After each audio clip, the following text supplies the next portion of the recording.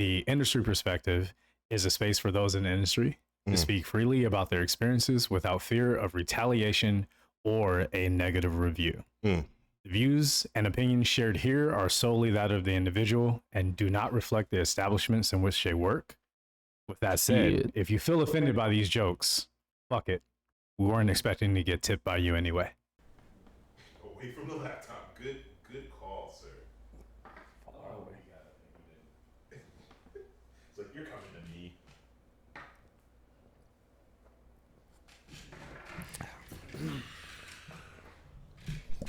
Yeah, get cozy, man. You got the cozy seat today. Yeah. Well, gents. You got the cozy seat. This guy went Hollywood on us. Didn't even want to get up. You know what I mean? I'm not getting up out of the chair today. Fuck. The disrespect, the utter, the gall. The gumption. Y'all finish or y'all done? Are we finished or are we done? Y'all finish or y'all done? Those are our two options? Yeah. Yeah, fuck you. Are you finished or are you done? Birdman? I might want to continue. Thank you. Rubbing He got your hands it. together? He got it. I ain't gonna no, say no. no more. All three of y'all. All three of y'all. All three of y'all. You think I would know that with how much I always say put some spec on my name? But Yeah. Yeah, sorry.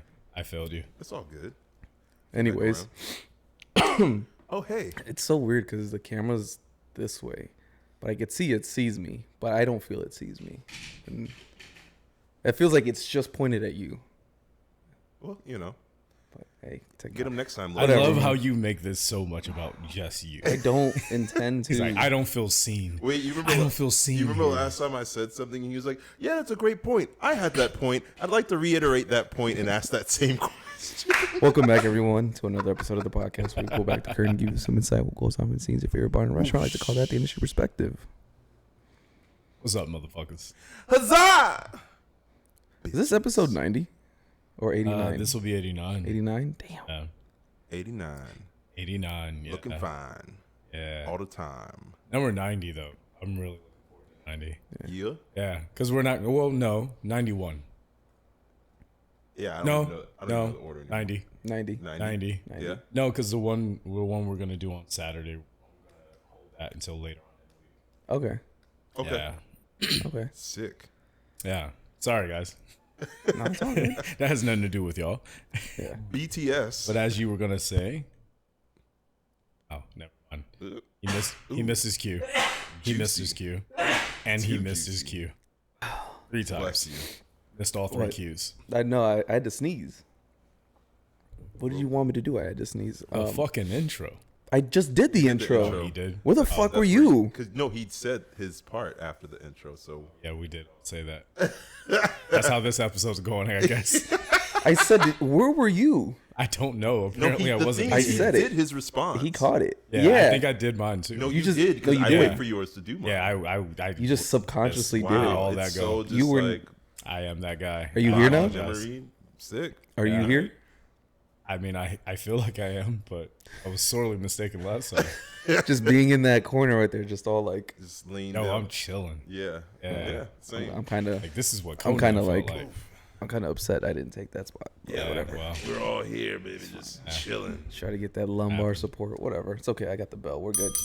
there you go. We're You got good. The bell. It's fine. I always got the bell, so it doesn't really matter. Not anyways. always. We shared the bill last time. I got it like 95% of the time. It's Oh, a no, meritocracy therapy of the bear. bell. What? A meritocracy of the bell. A meritocracy of the bear? Of the bell. Yes. Yeah. Yes. And the bear, maybe. I don't know. Boom. Continue with the show. I'll fix it there. So what's going on, guys? I don't know. It's been a while The, since it's been the 3 of us. Yeah. Just the 3 of us. Feels Building castles in the sky. Just the 3 of us. Just the 3 of us. and this is why it's been a while since it's been the 3 Yeah, of us. apparently. Okay. All right. I'll stick to my karaoke. Well, on Saturday night. I'm kidding. Only one of the 3 of us had to work today, so Yeah, we gotta that's be very a little fair. It's very fair. Yeah. pathetic with that. Like, good. you actually had to go work the shift. Me and therapy. You know what? Come over here. You call it a bear, but I'm pretty sure it's a tiger. It identifies as. That's Yeah. fair. Yeah, it's Yeah. its own. It's androgynous. It's fluid. It's a fluid bear. Fluid Within bear. the animal kingdom, it's fluid. Yeah. Okay. Works for me. Yeah. Anyway, how the hell y'all been? Oh, you know, fucking just waiting for this spring to hit so people can go outside in their fucking dad hats and fucking shorts and sundresses and shit and I enjoy can't this wait for the nice weather, you know? Yeah. Cannot wait for I feel like people are sundress. coming back out though, which is wonderful. Not today because it's raining. Well, not today. No, but Unexpected generally speaking, people are back out in Yeah, the bars I and feel that. restaurants, and it's lovely. Welcome back outside, everyone. Yeah. We missed you. Yeah, we definitely did. So did all the bills I had to pay. We welcome you back. My bank It's account is just getting missing you guys. My bank account is definitely missing them. Oh, absolutely. Yeah, Absolutely. yeah. It's nice Man, to- like this was for me. I can't think of another winter season that was like this. it was like really, really bad. It really was. Wait, time out. We've never introduced ourselves. We've introduced have. our guests all the time. No, but we've never like introduced ourselves, I mean, we've introduced ourselves. but like individually. I mean, it's been a year. Just say that. Don't say never. I feel Well, like go for it. How about you go for Nah, it? forget it. Just keep saying Introduce what you're saying. yourself. Talk Come about on. the winter. Come on, man. No, Introduce it's cool. yourself. Nah, because then you're Now gonna say you I'm built making. me up for I'm it. not gonna go first because You then have you're to gonna be like, go oh, he's first. gonna You're make the it one about who him. you're the one who brought this up. Yeah, Oh, I got let's nothing. go. No, it's okay. I'm on the No, spot. you know you I'm want it. nervous. I don't want to do it. Don't be I'm scared. uncomfortable. Don't be scared. Introduce yourself. Introduce yourself, man. Who the fuck are you? Yeah. Who the fuck are you?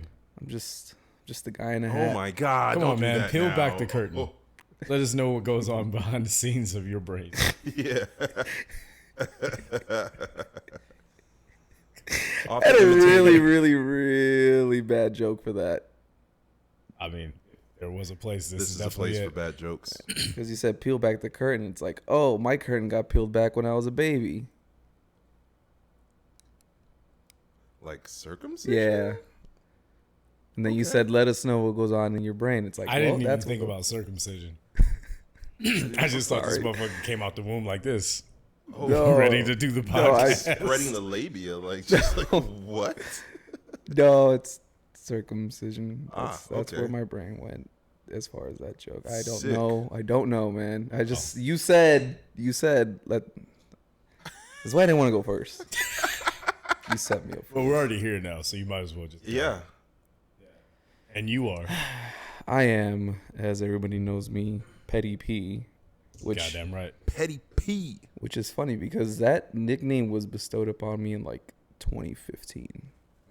Yeah. So the Like, petty has way- been strong with you for some time. Yeah. Okay. Yeah, it's friends back home always called me Petty P, and as I'm older, I like look back at those times. I'm like, yeah, I was pretty petty. I don't remember what exactly, but I feel like not much has changed as far as like what I'm petty about or whatever. Regardless, I've had that nickname for a long time. I did not know that. Yeah, I just started calling you that. yeah, I'd never heard you be called. yeah. When you started calling me that, I was like, oh, That's when you know a name that's sticks. that's Yeah. that's It brought is who back. you are. Really follows when you. it crosses states and shit Yeah. from people that I've never met or have And it's never like, seen any of that Hey online. man. Yeah. But it's also just an interesting thing. People meet you and it's like, hey man, You seem you're pretty pretty petty. fucking petty. Huh? Like, that's the thing that sticks out about you to me. I mean, it's not. That's not true. I was gonna say it's not something I take pride in, because it is It is. It is. That definitely Yeah, is. petty pride. petty pride. Yeah, that's for those of you who know me, Petty P or Paulo for people that know me more personally, or if you watch me online streaming, it's Douglas Coffee. Why that name? I'll tell you why. It's a very short story. Back in 2014, somebody spent the whole year calling my number looking for somebody by the name of Douglas Coffee. And every time they would call and say, hey, is this the coffee residence? No. A month later. Yeah, is this Douglas Coffee? No, it's not. Wrong number. And sometime later, yeah, I'm looking for Douglas Coffee. Is this the coffee residence? No, it's not. You have the wrong number for the whole fucking year. And coincidentally enough, I was looking for another handle to change my social media to. So I'm like, hey, fuck it. I'm just going to take this guy's name. I don't give a fuck. So to the real Douglas Coffee, I am sorry. But hey, this guy kept calling my phone number, so it just stuck. Damn. Yeah, I feel like they missed an opportunity. they did. Yeah, because they kept saying it's a coffee residence. Shit. Ooh. Is this the coffee house? Is this the coffee house? Yeah. Oh, Yeah. they did. Yeah, Maybe if they they asked never for the right said person it. the right way, they would have got there. Yeah, they never ever did. And actually, Wilson's been there a couple times when they've called me, which is funny, so he can attest to that. Yeah, just bartending and shit, bartending, bar backing, all that shit for like 5 or so years, 6 years now. And it's the one of the two jobs that if I wasn't in it, I would have gone back to. The other job was coaching / kind of like teaching kids and stuff, using soccer as a coach, using soccer as a teaching instrument. That was one of my favorite jobs too. And then bartending, they're like top 2 favorite jobs, bar none. Like nothing compares. What's the difference between what you just described and being a soccer coach? Because we didn't really play in a league or anything. Okay. There were classes and they were on a team or whatever. Wait, are you really good at soccer? Soccer was an elective? I've never known it to be an elective. No. It was a program. It was this program that I don't know who fucking created it, but they're like, oh, well, let's put soccer and teaching social life skills, hand-eye coordination things into one. So that's what it was. It was, I don't want to say it was like daycare. It was just like think of it like taking the kids to like a YMCA thing and teaching them how to swim or whatever. But along with that, they're also learning all these other skills too. So we used soccer as the instrument to teach like social, hand-eye coordination, group skill, like a whole bunch of like a plethora of skills. It was great. It was fun, but it wasn't like a soccer league or anything because it was just put them in soccer uniforms, give them some soccer balls, some nets, teach them this and that, sharing whatever it is. There's a curriculum behind it. Yeah, it was like a whole curriculum. So it was really cool. Are you yourself really good at soccer? I wouldn't say really good. I did play for most of my life, and I would say I was good. I loved playing defense. Just shy of very. Just shy of very. Okay. I was pretty good because I was always at defense. Like I was a defender. Good? Huh? What? I was just taking the R to pretty good. Petty good. That's funny. So I like playing defense because I always like to play a little rougher. So some would say, oh, that is borderline like not okay. It's like, well, the ref doesn't see it, then it's allowed.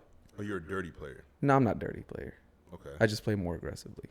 And some of the other players may not like it. But the ref didn't see it, so. So you're saying even as a child, you took shots when they were Yeah. Yeah. Just to bring it Hey, home. I'm just going based on how my dad. I'm just going based on how my dad would have coached me. Oh, word. Yeah, it was a good time. And then bartending, yeah, one of the best jobs ever that I've ever had. Above retail, fucking working at like fast food, working as fucking call center or moving company. Dude, I've had a lot of jobs, so bartending is the one that's like brought me back in because it was the most fun. Word. Yeah. Touche. And I didn't want to go to college. That's fair. And now I'm here. But that's me. See, I didn't want to go first. That's stupid. That sucked. Somebody else go. People are asleep already. They've tuned out. We're doing this introductions. Yeah, I guess. Okay, cool. Hey guys, name is Rob. Like, Rob. Like I'm gonna rob you, but I won't. I was hoping you weren't gonna go there. Yeah. No, I've used that actually at tables when you like say it twice and they still don't hear. Oh, like Theo. Like no, it's Rob. Huh? Like, how do you get like, to Theo? Bob or like whatever. I don't know. They just say random ass stuff that has a O in it. And anyway, I'll just be like, no, Rob. Like I'm gonna rob you, and I say it like that, and it's like, oh, okay. You say it with that, I'm gonna rob you. Yeah, like give me your fucking order, or bitch. Like literally like instill very professional. It's like, oh, Rob, like I'm gonna rob you, and then they just like you do the. I do that. But here's the thing: they don't forget my fucking name. No, they don't. They don't. I actually had. I said that to a guy. Well, he was basically someone from Redacted Corporate or from another store, and he was just coming just to visit our store downtown. About a year later, he comes and becomes our GM, and he like came up to me like, I'm on production, da da da. He's like, oh, Rob, like I'm gonna rob you. And I was just like, bro, I don't remember you. And I just kept on like making my drinks. And then later I was like, who is that? I was like, that's our new GM. And I was like, oh. So not only did I tell him that I'm gonna fake rob him, I also told him, bro, I don't even remember you. Like, who are you? And then that began a very beautiful relationship between me and that GM. He and we get along famously now, more or less. Yeah, I mean, you call him a mark to his face. Like, yo, I don't even remember you. I've already robbed you, and I already got what I wanted. You've been robbed. Yeah, robbed. You've been robbed. I hate that. Oh, so much. I hate Oh shit! You should do that to a table, man. After you're done fucking servicing them or whatever, you drop off the check. Thank you for coming to Redacted, and you've been robbed. Literally gonna look at that fucking bill and think because of the bill. It's just all the wordplay, man. There's a lot of different levels. Triple entendre. Yeah. Don't ask me how. Yeah. So I work at Redacted as a bartender / server. I picked up some serving shifts. Still got it. Still pretty good at that apparently. That's fun serving every once in a while. Bartend. Like you have had a bunch of jobs before that. I went to school. Got a degree in psychology, and decided I still wanted to act. I've been acting since I was like 10 years old, and then I came to LA. As you do, you either go to New York or LA to act, and then I started a few odd end jobs. Basically, I was applying to jobs, and then what happened was Breaking Bad was out, and I was like, let me actually look at this show called Breaking Bad. And I was supposed to be applying to jobs, and I got so sucked into Breaking Bad that I stopped applying to jobs. And the first job that got back to me, I was like, well, looks like I'm going to go with that one. And it became canvassing. Canvassing is the people on street corners or outside of like your Trader Joe's or Whole Foods have the clipboard. Hey, would you like to reduce child trafficking? And then basically they kind of make you feel shitty about yourself because you just bought 6 bags of food from Whole Foods for about $300 and you can't give 10 cents a day to save a child's life. And so there's all this psychology and sociology that goes into getting someone to sign up for that. And it's a really weird thing because you meet somebody and within 2 minutes they are giving you their credit card. Yeah, and it happens every day. And I got really fucking good at it. I did that shit for about 3 or 4 years. It's one of the highest like averaging canvassers in the nation. And then I was like, I don't really want to do that. And I got into bartending and serving because there was much more flexibility for acting. I've been on a few shows, yada, yada, yada. Still act here and there. And then I got into production accounting. So basically helping the budgets for movies. I did that for about 2 years, and then the strike happened last year, and that got me back into bartending, which is around the time that we became cool, and because I was pretty much had a foot out of the door of like servicing and bartending and service industry, and then so I was like, I don't even know how much I can contribute. Like I have stories, but I'm not actively doing it. And then the strike happened. I was like, guess what? I got stories for days now, motherfuckers. So, I'm back in it. Yeah, I'm back in it, and then so that is how. Oh my God! I think I've been here for about a year now. It's about March. Yeah, you're coming up on a year. Yeah, you're coming up on a year. I've been a part of the industry perspective for about a year now. Happy anniversary! Happy anniversary! Yeah. So bunch of stories, I think the thing.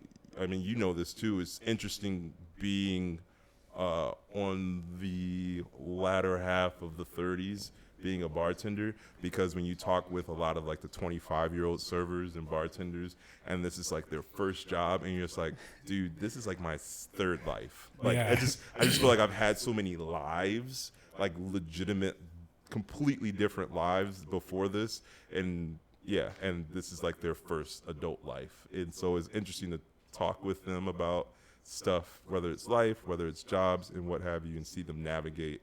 But anyway. More or less, that's. I got a question. When you were canvassing, yeah. When you met people and they said, "Oh, hey, what's your name?" Blah blah blah. Oh, Rob. Like I'm gonna rob you. Did you do that then too? Because technically, no, because like it's because they're giving you their credit cards. No, like, legitimate. You've been robbed. The thing is. It's so much. That should be your catchphrase. You can't. I don't even know how to describe it, but like the tension. You just got robbed. You just got robbed. Thank you for your credit card and swipe and sign right here. Thank you so much. Wait, let me get that VPN back up. Ooh, losing your information. It's so much just tension and reading a person, like literally split second to split second to split second as you're talking to them. Like any little thing, like body motion, whatever, can make them feel uncomfortable and not want to get involved. So like it's like, nah, you can't say anything that's gonna like throw them off. You're not being fake. I mean, people, I guess in a way you're being a little fake at times, but you're just constantly reading someone like top to bottom and controlling yourself, because they're going to give you all these reasons why they can't get involved. I don't have that much money. It seems like too much. I don't trust you. How do I know this money is going to the cause? Like, we got trained on like every little possible response they're going to give you, and you learn how to like navigate all of them and bring them back into knocking all those obstacles down. So yeah, I can't say stuff like robbed. Like, that's just like a no-no. But yeah, even like how you dress going out there, because it's also just like, I'm a tall black guy trying to ask a 5'4" white woman to trust me with their credit card in the next 2 minutes. And so it's just like, you're just so conscious of like every little thing that you do. And the same thing with bartending. You're reading people constantly, but they're coming to you to get a product. Mm-hmm. And the thing that like tripped me out about canvassing is that they're buying something that it's not tangible at all. It's literally them giving me their credit card, and they think that the hope is that this money is going toward this cause. Like, I mean, it wasn't just child trafficking. There's also like Southern Poverty Law Center, Planned Parenthood, all these different causes, and it's just like this altruistic thing that they get out of it, as opposed to any type of product that they can physically walk away from. Whereas at a bar, it's like, bro, you came to me, you said at my bar, you want me to make this drink, and so it's always a little bit less pressure as you're reading them and trying to get that off. But yeah, canvassing was a trip, and to get good at it was also a trip, because I'm rambling a little bit too much about canvassing, but yeah, but it's interesting because like there's two different types of canvassers that will get involved. You either have the person that really, really cares so much about the cause and just like, oh my God, we're out here every day and we're saving lives and all that, and it's just like, you have me who like, I care about the cause, but I just got a gift of gab. Like, I could just talk to anyone and make them feel comfortable, and yeah, I'm just good at that. And I wouldn't say salesman, but that would be like some people might try to describe it as just like, I have a good salesman type of personality that I could just talk anyone into anything. And that's kind of what you're doing. Because like I said, there's no product that they walk away with. They don't even get a piece of paper. They just get an email that says, thank you for contributing. And you're just like, cool. Pat on the back and send them on their way. Go on your day. And it is one of those things where like, I was like, damn, these powers could be used for so much bad shit, but luckily, with great power comes great responsibility. Yeah, 100%. Thank you, Uncle Ben. Appreciate you. But yeah, that's and here I am, industry perspective, 1 year in, telling you guys how to be better guests. Hopefully. Your turn. Oh, they are. We are. Well, not just be better guests, but also be better servers, bussers, barbacks, managers, owners, bussers, chefs. That's what we're here for. Yeah. All of that. Runners. We're here for everyone to be hosts. Better. Everyone inside the industry and out, for sure. 100%. For sure. Yeah. So, before I talk about myself, because it's gonna be pretty brief. I did want to address something, kind of some feelings I got from what you were saying. Yeah. The main thing that popped into my head was when you were talking about canvassing. It reminded me of before I got into the service industry, there were different occupations where I sales occupation. Yeah. And they kept trying to get me to come them. Used car salesmen, medical, like supply companies, things like that. I was Cutco? You ever try Cutco? I don't even know that one. Oh, that was like I think that might have been just after his time. Oh, you're selling knives. Yeah. It's a wild thing, but most people of a certain Nah, fuck you mean by after my time, nigga? It means that when I that got a started birthday becoming, coming up. Fuck you. then it means that after you got out of high school, these people would approach you and say, "Hey, you want a job, fresh out of high school, kid?" And this was more popular around what, like after 06, 08 maybe? Yes. Oh yeah, during my time, when you were in high school, they were recruiting you For the for military. the military. Yeah. Yeah, because it was after. Yeah. Oh, I thought So- you were gonna say World War II, but yeah. God damn. At least give me Vietnam, bro. Desert Storm, one of those. You went straight for World He War said II. World War II. Straight for Man, that World draft War was II. crazy. Am I right? Ooh, Yo, shit. man, Pearl Harbor was my first time in Hawaii. Come on, man. God Said damn. World War II. I wouldn't even do you that dirty. Jesus Christ, Dude, Rob. I'm just a couple years behind. It's not. Yeah. He's stealing your youth from you because Yeah. you've been robbed. Huzzah! Hurrah! I'm not gonna let that go. Harab. Harab, sir. Hurrah'd. Harab. I'm not letting that go now. been If you don't hurrah. use it, You've I'm gonna use been it. hurrah, bitches. No, we'll work on it. We're workshopping it. This is a workshop episode, guys. I don't know. I just like the "you've been robbed." You've been robbed. You just got robbed. Yeah. Yeah, so with canvassing and things like that, it was just one of the things that really resonated with me was hearing that because so many times someone was trying to get me to work a job that I didn't really believe in, a canvassing job or selling something that I really didn't feel comfortable putting my name behind. And then I got into the service industry and realized, oh, that's why they kept trying to come to me is I do know how to sell things. Yeah. I do know how to get you to buy whatever I put in front of you. And that's one of the best qualities that you can have within the service industry as long as your hours are used for good, like you Yes. said. Yes. I don't want you buying anything that you're not going to be enjoying Satisfied with. Yes. and satisfied. Thank you.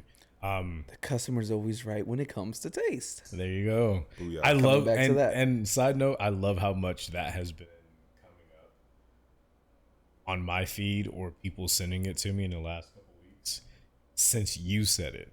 Oh, really? We've had so many topics that we've covered on the show that after we cover it, we see it pop up online.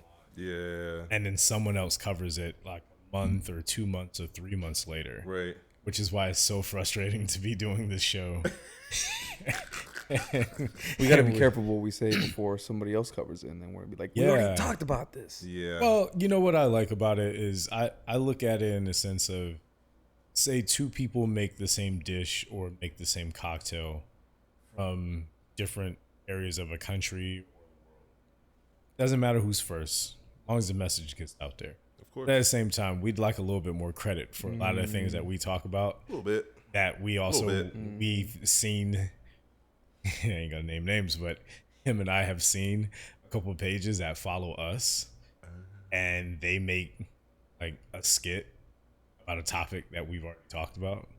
Huh. A week or two after we talk about it, Wow. we'll see them do a skit Interesting. about it, which will get you those views and those clicks and those likes on the front end, and it does bring people in, and I understand why they do it. But it's just like, damn, man, give us some credit. Just a Yeah. little bit. We need it. If you want to keep getting help us ideas out. from us, help us It's fine. sustain this show, and we'll keep giving you ideas. We don't mind. That's why we don't do the skits and everything. We tried it over a year ago. Yeah. We tried doing a couple skits and we got good numbers, but I was like, I don't feel like being at work is the place I'm supposed to be filming something. Yeah. Word. Yeah. To squeeze it out of my time. Yeah. I understand there's a place for that, especially someone as talented as Robin is. Oh yeah. And she's able to she do that. Does that shit And she so does well. not get shouted out by these pages that will take her video. And there's been one video, I've seen it on 3 different pages in the last month. Oh shit. And it's the one where she's saying what a bartender wants to respond with compared to what they respond with. Yeah. And I remember one of the pages was like, oh man, sounds like you only shaking 2 ice cubes in that 10. And it's a bar page. And she was like, yeah, because I waited until my shift was over. This was the time that I took to film this content after my shift. Yeah. After dealing with all these guests. So her video came from a real place. Yeah. Okay. Real raw place. Yeah. It's like literally clock out and let me start filming and ask your coworker who may, some coworkers don't want to help you. That's one of the things she discussed while on this episode is someone saying, well, that's not my job today. Someone had to film that for her, help her out, or maybe she did it on her own. I don't know, but that kind of dedication to them, put that content out, have someone else just steal it from her. Rip it. It's like, those are the things that we're not trying to, those are the things we're combating this industry, because everyone wants to get ahead. I want to be the one who puts this new cocktail out. Yeah. I want to be the one who puts out this new dish or opens this new restaurant. Why? There need to be multiple places, because, let's be honest, a lot of people can't cook no more. So there's room for all of us. Yeah. There's room for all these restaurants, all these bars. We don't need to be crabs in a barrel anymore. We need to really start supporting. Really. The cutthroat nature that I'm starting to see. Yeah. Last like 6 months, especially on social media. Everyone wants to be that top content creator, and it just doesn't make sense within our industry. There's enough. That's why the word riff within our industry exists to the level it does. It's not you making a new cocktail. It's a riff on something else. Cocktails have been around 200 years. Yeah. Longer. Mm-hmm. You think you're coming up with something new? Yours is a riff on something else. Anyway, tangent over. Tangent over on that. There was something else that you had mentioned, and hopefully it comes back to me. But until then, I will introduce myself.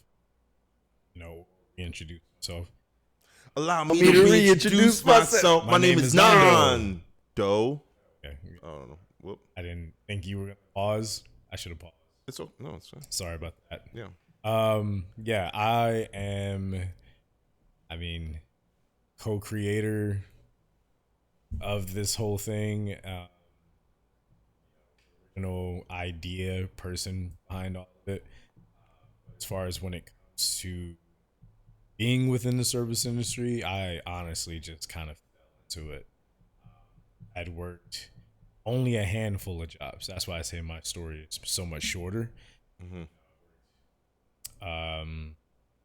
Telemarketing right after high school. I did telemarketing for a couple weeks. I just did not like that whole thing, trying to sell something on the quotas. It sucks. It doesn't make sense. I'm gonna call you during dinner. This is before cell phones were really as big as they are now. Landlines. Yeah, I know. You're calling someone during dinner trying to sell us some shit. Yeah. I hated every moment. I hated it. They don't want to fucking talk to you at Exactly. all. Exactly. And you're trying to keep them on the phone. And and again, just like with canvassing, we get these scripts we're supposed to say within the first couple seconds to keep people on, listening to you. That's why I love Wolf of Wall Street. Same way that they were calling people for those pink slips and all this other stuff. That was the same stuff you're being told canvassing. I'm being told as a telemarketer. You have to hit these lines. And I was like, dude, I don't want to lie to these people. I talk to people straight up. So that was not the job for me. Warehousing for a long time. I'm not gonna date myself any more than has already been done, but really long time working there. And I just remember I started bartending on the side. Just thing I was doing. For those who have followed the podcast long enough, those who haven't, can go back and watch the later episodes and how I got my start. But I just remember the thing that switched it over was one night I was working behind the bar in this side hustle thing I was doing. I had so much fun. Everyone came to me. I didn't have to go to anyone. I just got to hang out there behind the bar, make all the drinks, hear all the stories, all of that stuff. And I remember going into work, I don't want to say it was next day, but a fairly short amount of time. And one of the guys who was a manager in the job that I had been working years told me about how he had been a bartender during the time that I had been working in the warehouse, and now he was working in it. And he was saying, well, I'm at the age where I'm supposed to be settling down doing this for work. My wife wants me to have a more reliable job and this and that. And A real job. Real job, exactly. Yeah. And she doesn't want me working around all these young servers and bartenders and all this other stuff. So I had to leave that job. And I was like, well, how do you feel about it? He's like, something different. But I come in here and I do the same shit every fucking It's day. monotonous, and it just like you turn your brain off for 8 hours. I worked in a That warehouse. job was especially for managers, it was closer to 12. And if you were a manager for the 12-hour shift, it was closer to 14. Yeah. So turning your brain off for that many hours, and are being put, like, the way that people are starting to notice how Amazon is now with how they run to the ground. These warehouses have been doing this for 20, 30. Yeah. I remember when Amazon first started, I'm not that old, but I mean, technically I am, but at the same time I'm not. I'm just saying, when I noticed that the Amazon model started to take over these types of jobs, they started to look at you as just a number. Yeah. And because you're just so easily replaceable. Exactly. You're so and because there's so many people that are without jobs and that are hungry, they're just like, dog, like literally there's a line around the block waiting to replace you. So right. I kind of want to burn you out so that I can get the next hungry motherfucker in here. Yeah. Thank you for saying that. That actually ties this all up in a little bit. Between canvassing and bartending, two memories I had the most was hearing that former bartender tell me how much he missed behind that bar and how much fun that he had. And then a few years later, after being a bartender for some years and switching cities and states and everything, at a canvasser, and seeing how good he was at his job, to the point where I have been paying for one of those subscriptions for the last 6 years, I want to say. And every time I go on that page and get ready to like deactivate my account, be like, I'm giving you, this is every month that you go that I've been paying, and I go and I look and I'm like, I was gonna be the time I'm gonna cancel it. What, just may can't, I ask what because I look, was? it's Save the Children. Wait, time out. I did Save the Children. What if it was me?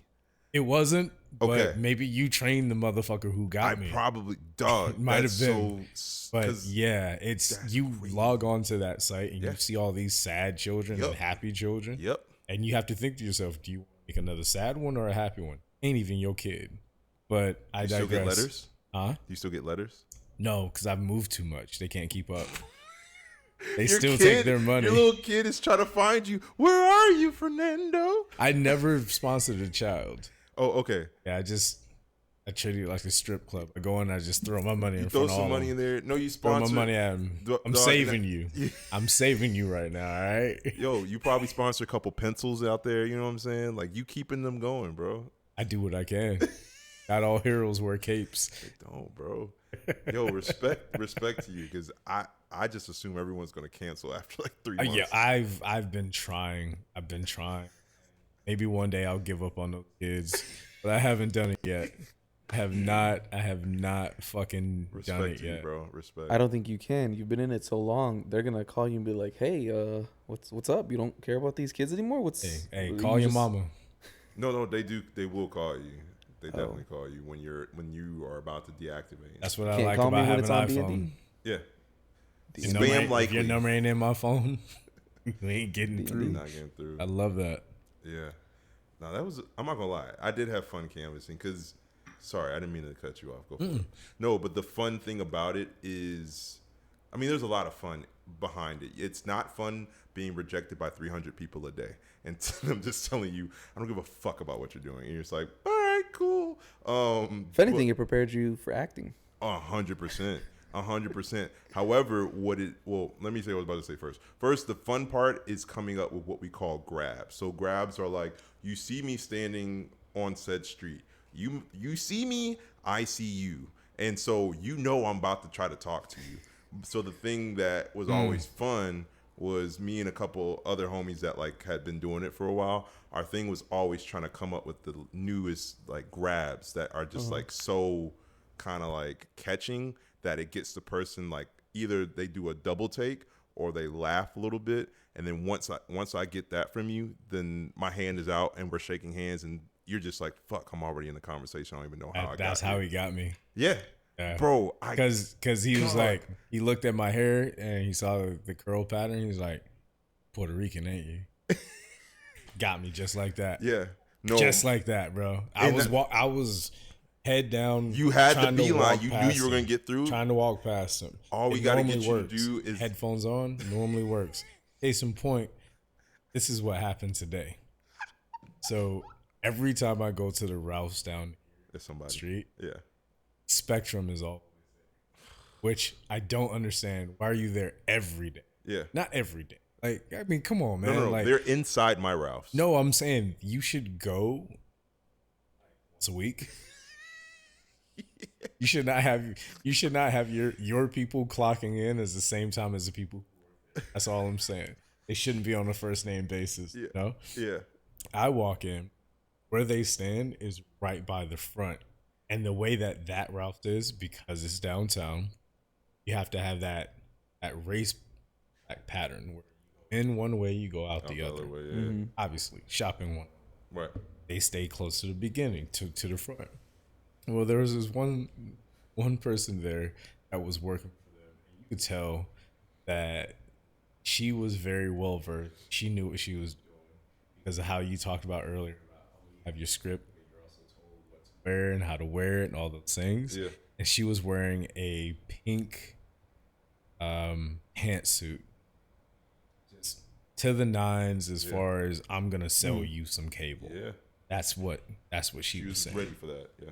But then there was a person next to her, looked like early 20s, for sure, at best. You know, the late 90s, nerdy, like, my face is kind of fucked up looking guy. Okay, like, okay. I look very schlubby. I'm wearing khaki pants with a white shirt with a tie. Yep. That was him. Yeah.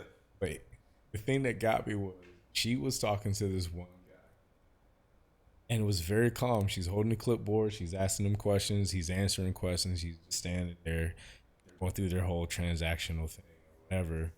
I can see the dude, and he's literally pacing back and forth, and he's looking at people, and it looked like a double dutch. Like he was wanting to jump in, and he just couldn't do it. Oh my god! I walked past that motherfucker like 7 times, and I'd give him like a little bit of like one of those, and you just give him that quick look. The same way you do a guess. The same way you do a guess when they think you're about to take their order, and you're like, nah, not you. Yep. Yep. Oh, yep. Nope, I'm going to pour wine. I'm not talking to you. Yep. I kept walking past him. No. And unfortunately for him, he was standing next to the bread aisle, and I kept having to make bread decisions, even towards the end of my fucking shopping. Talking about bread decisions in and of itself is just a wonderful phrase. Well, yeah. Bread decisions. I had to keep making bread decisions. Yeah. It sounds like something Lil Wayne would say. Sometimes you want a little rye, sometimes you want a little wheat. I don't know. Yeah, well, for me, it got English muffins and naan. Great choices. You don't know naan, Nick. You don't know naan. You ain't been to place things. You don't know naan. Nope. You ain't seen the spreads as I spread. You ain't got this kind of bread. Ring the motherfucking bell, bro. He wasn't around for the Trick Daddy days. He don't know what's up. What an era. Yeah. Trick Daddy, Trina. Yeah. Slip and slide. Yeah, that's a whole era right there. Yeah. But it just felt funny doing that because I just kept noticing. I was in the store for like 20, maybe 25 minutes. Just walking around, deciding what I'm buying and everything. And his pacing just got more and more erratic. But she was still talking to the same guy the whole time. Yeah. And you could tell the pressure for him. She's held this older gentleman so long that she's walking him through the process, and you can't even get it.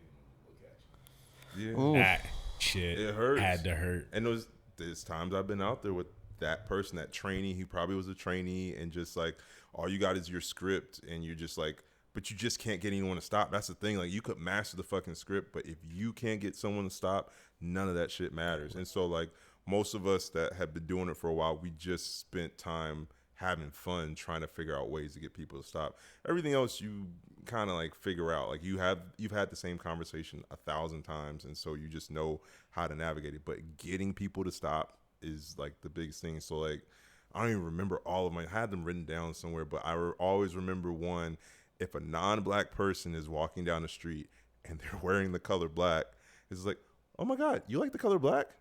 I'm black. Hi, my name is Rob. Thank you so much for stopping. And like, literally, that's the thing, is like, it takes you aback, and you're like, wait, did I hear that? I don't know if I heard that. Should I laugh? Can I? It doesn't matter. Now my hand is out. We're shaking hands, and we're in the conversation. And those are the type of grabs we would just spend all day, like, just fucking around and trying to figure out, oh, that shit kind of worked. All right, it's literally was like stand-up comedy. That's crazy. Of us just like trying to like try different types of grabs that would like work. I do that with closing tabs. Oh, word. Yeah. So depending on who is closing the tab and the vibe that I get from all the indicators that we get from working in this business. Yeah. I know who to give a handheld to, who to give a printed receipt to. Mm-hmm. And I've been having this conversation the last couple of weeks because we recently just got our new POS system and everything. Yeah. And so we have the handhelds. The handhelds come with suggested gratuities. Yup. And I'm like, yo, that only works for people anyway. Because in order to not tip me now, you got to press buttons in front of me. Say no. And you might not know how to press no. So there's a better chance I'll at least get something. You're going to have to ask me, how do I put 0? Yeah. And nobody wants that. Unless you're computer literate or handheld literate. Yeah, just whatever. You have a greater chance as a person presenting the handheld to get at least something. Yeah. But when you're handing a handheld to someone who already was going to tip you, they don't know how to back out and give you more. They're going to give you more. Yeah. And so therefore you have to pay attention. Sword. Yeah, it's a double-edged sword. You have to pay attention to technology can help you just as much as it hurts you. And that's not a thing where I'm trying to say manipulate guests, because I can honestly say that's not how I feel. Yeah. I'm not trying to manipulate anyone. It's just when you're in the business for a long time, also when you're in a venue for a certain amount of time, you know how much you make on a shift based on ebbs and flow of the night. If you see your tip percentage go down, you want to know why. Right. First thing you're going to think is, did I do something? Yeah. Second thing is, did the motherfucker next to me do something? Like, who cost us that money? Who's doing the fuck? Right. Yeah. So if you know that you're doing your job correctly, so are your peers, next thing you're going to look to is what dropped the numbers. And I paid attention. Dropped when we went to a mostly digital system, to where for you to tip anything other than this percentage, back out. Yeah. So it's almost the equivalent of, wow, I'm actually having this idea in real time. It kind of feels like, but I think getting tipped out in another country that has automatic gratuity kind of feels like that's what that feels like. Right. Like, yeah, you have your automatic gratuity that does not change, but it can change based on the amount of guests that you have, and then also your tab level. But say if you're in our industry here in the States, someone wants to tip you 30, 40, 50% because they like you or they had a great experience, or if you're female for the industry, they're like, hey, I'm trying to impress you, so hey, let me give you this higher percentage. You can get that here. Somewhere else you can't. Now imagine someone wants to give you a 100% tip. They don't know how to operate a handheld. So it's gonna press a button. Yeah. You as the server, bartender, whoever, you gotta be the one paying attention to that at all times. The newest thing over at Redacted is now our receipts printout with a QR code so that the guest can just scan the QR code to pay on We have that as on well our website. And let me tell you, those servers print out those receipts and will manually go to like the bar top and tear the receipt off to tear that QR code off, because they know that it's just giving this That's opportunity. Smart. Yeah, because it just gives this opportunity to tip me zero in private, and then now you're gone, you're in the win. And I don't, but like there's something about like, no, you're gonna face me and look at me and let me hand you this tablet and you make this. Do it to my face. Huh? It's Yeah. like, do it to my face if you're gonna tip me zero. Yeah. And like you said, it's not being manipulative. It's just like, yeah, it's just like, say it with your chest. Say it with say your, with like your let chest. me like giving so many different options for how to pay out and how to do all. It just doesn't benefit either one of us. Like, you're gonna tip or you're gonna tip regardless. But giving them that option of like scanning the QR code, it's so impersonal. Also, like I feel like I do want to be there to kind of like, thank you so much for coming in. I hope you had a good experience. Just in general, I would prefer to do that in general either way. But also I definitely see like the servers, they're so scared of like presenting that QR code and then walking away and them just like paying themselves out. It's better at the bar, because at the bar I'm never leaving, I'm always there. So even as I present them, and also we hold the card, so like I'm giving you your card back as you are cashing out. And so, yeah, I have never been a fan of the system when it comes to paying tab. Yeah. Paying your tab isn't like buying a newspaper. Paying a tab is paying a tab. So you to just be able to pull up a QR code, pay with that, you hope that you paid, and say you try to time it to where you walk out at the right time. There's so many ways that there are a lot of people out there who just want to skirt around the system. I understand the need to always be adaptive and to make things easier for guests to be able to pay their tabs, and especially if your venue's busy. I feel like QR codes should only be available to venues that have a high table count. A nightclub. Yeah. Well, not just a nightclub, but I'm saying like a busy restaurant. Just super busy, to where it's so hard for you to get more than 3 minutes with your table at it. Right. You know, if it's hard for you to get 3 minutes at a time based on head count and menu explanations and troubles with guests, everything like that, yeah, having a QR code there, and then, you know, making sure, you know, if when that place is high volume and the person and or persons that are walking out, there's security at the front, like, okay, you're leaving, have you paid your tab? And I know that sucks, but here's the thing: when it comes to something being more annoying for the guests, oh, I have to check with security. Imagine how many times tab has been walked out on, how much money that business has lost, to where they now say we need to hire an additional person that's there at all times just to make sure everything has been paid on the way out. It's because a systemic problem. Yeah. And the interim thing to do is to charge the employee for the loss if your numbers are too high. Yeah. That's something that has been happening at Fight Club lately. Not that had it happen to where we had to make a change. It is one of those things that we are aware of, that if we have so many things at the end of the night that we have to explain as far as voids or whatever, that can start coming out of our pocket, which 100%. Is the last thing you want, because once it's come out of your pocket, it's hard to stop it coming out of your pocket. A lot of times it's not even something you have any control over. Yeah. Someone else is being manipulated. You're the one who's there at the end of the night, so therefore you're the one that answers for it.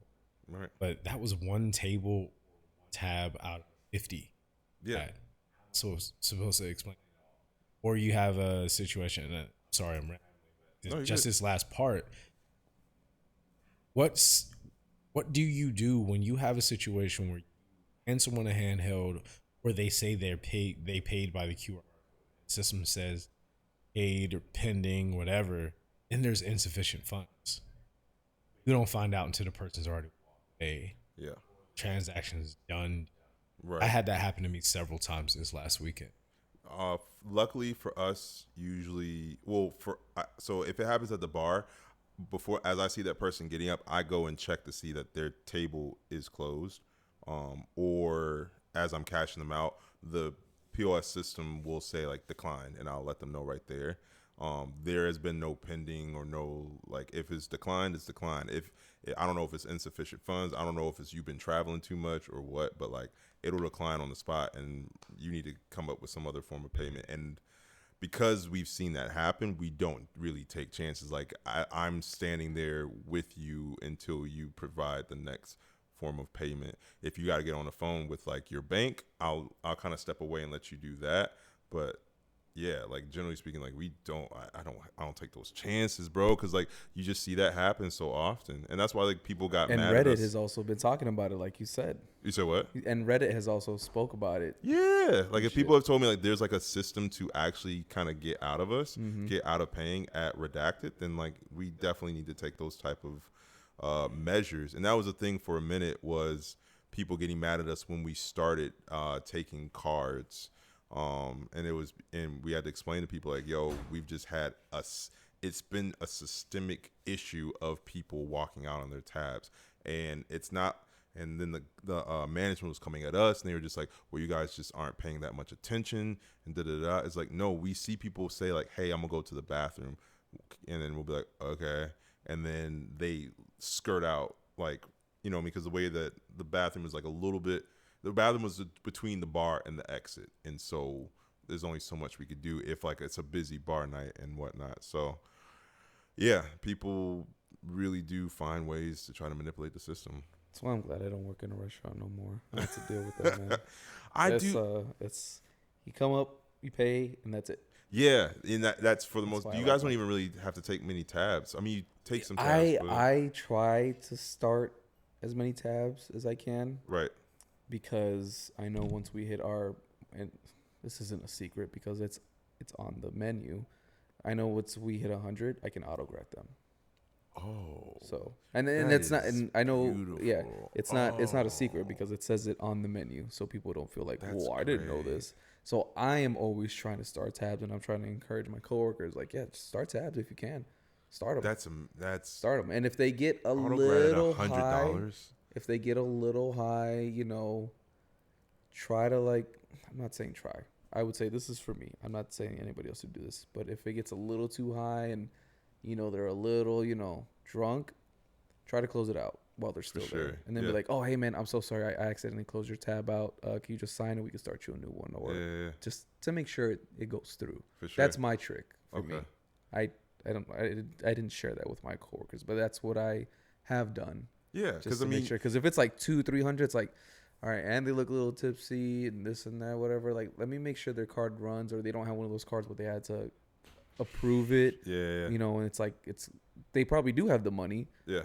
But because it's such a high amount that they had to manually approve it because they get the text from like fucking Chase or whatever the fuck it is they bank. No, that's the thing. That's what I do. That's what's had some people's cards decline, and I can tell that they're just like confused. Like, I have the funds. It's like, for whatever reason, your bank account, your bank may just need you to approve that this transaction is going through, and like it confuses people. And I actually wanted to go back though, because Fernando explained like the moment that bartending became fun for him, or became like the thing that he became more passionate about. I don't know if I've ever heard that from you. Like, when did you become more passionate, I guess, like bought into like, yo, I really love the service industry, I really love bartending for you? I can explain mine, but go ahead. I think what I liked about it was kind of like, excuse me, what his old coworker said at one of his jobs, where it was like it was something different every day, as opposed to working like retail or some kind of fast food joint, where you kind of pretty much got the same thing. Yeah. When you're bartending, you never know what you're gonna get. Yeah. You're gonna have a night. You just don't know what kind of night. Yeah. You go work at fucking, I don't know, Wendy's. That at this time and this time it's gonna be busy, and then if it's on a weekend at fucking 2:30, 3 o'clock in the morning, you know it's gonna be busy. Yeah. Or if you're working at, like for me, Forever 21, it's like, all right, well, you know, you're gonna have to clean up all this mess because people don't know how to clean up after themselves and this and that. And then Black Friday, it's gonna be crazy. So Yeah. you already know. So with bartending, it's like you could go in having a shitty day on your personal life, but then you get that one good regular or somebody that makes you laugh or something like that, and it switches it around and you're like, damn, now I'm having a good day. Or sometimes you get shit and you're just like, god damn, dude, this fucking sucked. Yeah. But it's just it's not knowing. Like when I go to my place, I always go in happy to see my coworkers, happy to start the shift, and you know, like, hey guys, let's make some money, you know, let's do our employee shop before we start, and hey, let's do it. Let's get the let's night do it. going. And I know that regardless, no matter what, I'm gonna do the best that I can. They're gonna do the best that they can, and that's pretty much it. I don't know. I got to be me. For most of the places I worked out, I got to be me. You felt like other jobs, you kind of had to cut that off a little bit. I had to be whatever robot they wanted me to be. Right. And with bartending in most of the bars that I worked at, I got to show my personality a little bit. In some places more than others. And just, yeah, dude, I can't, I don't want to sound like some kind of, I don't want to say conspiracist or whatever, but I don't want to conform to like, you have to be this uniform cookie cutter person. I can't. I hate that shit, dude. I really fucking hate it, and it makes me miserable. I've worked at office jobs and all that where you have to do that. It's like, nah, man, I just want to be me. Whether it's looking or being upset, which I'm not. I enjoy my job. Or making people laugh or just bullshit or getting a chance to. But sometimes I'm like in a silly mood and somebody says something, I'm gonna come back with a smart comeback. You know, sometimes I want to do that. Yeah. I can't do that working in an office, taking a customer's call and saying like, oh, did I call this or blah blah blah. It's like, I don't know, did you? Yeah. What the fuck? So being able to just be quick or just quirky or I don't know, man. If somebody comes in and I'm having a bad day and they say some shit, this doesn't sound bad, but I can kind of like let loose my frustrations in a very tamed manner where it doesn't come off as like I'm taking it out on them. It's like I just have a good comeback that's kind of like passive aggressive enough to where I can play it off as like I'm just playing, it's a joke. Like when they ask me a question like, oh, can I have this napkin? It's like, no, you can't. That's my napkin. Well, fucking course you can. It's right there. I do the same thing with the bathroom. Like, do you guys have a bathroom? No, we're the only bar in town that doesn't have a bathroom. Or the one I get the most is, do you know where the bathroom is? And I go, no, if you find it, let me know. Or I'm like, or I go, oh no, I've just been going in the corner all night. I'm actually going right now. Yeah. Like, I'm peeing as we speak. What are you, a Fremen? Dude, too. Everyone go see it. But yeah, shit like that. It's fucking it's funny. It's fun. It's like, do you have beer? No, we're the only bar in Los Angeles that doesn't have beer or vodka or rum or anything. Actually, this is all just water with food dye. So being drunk's all in your head. Yeah. It's just shit like that when people ask, and I'm just like, I'm kidding.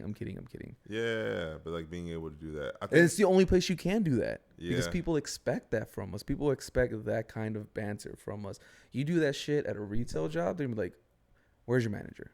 It's like, fuck. Damn it. Shit, they'll do it at our job, but that's the part I understand. If you come to a place where people are serving you alcohol and customers every night, you should expect a little bit of attitude. Or something, just a little bite. Yeah, a little bite. It's part of the environment. It's a bar. It's for adults. We're all grown up. We should realize, like, you know, that's just the environment. That is what you're walking into. It should be one of those unspoken things.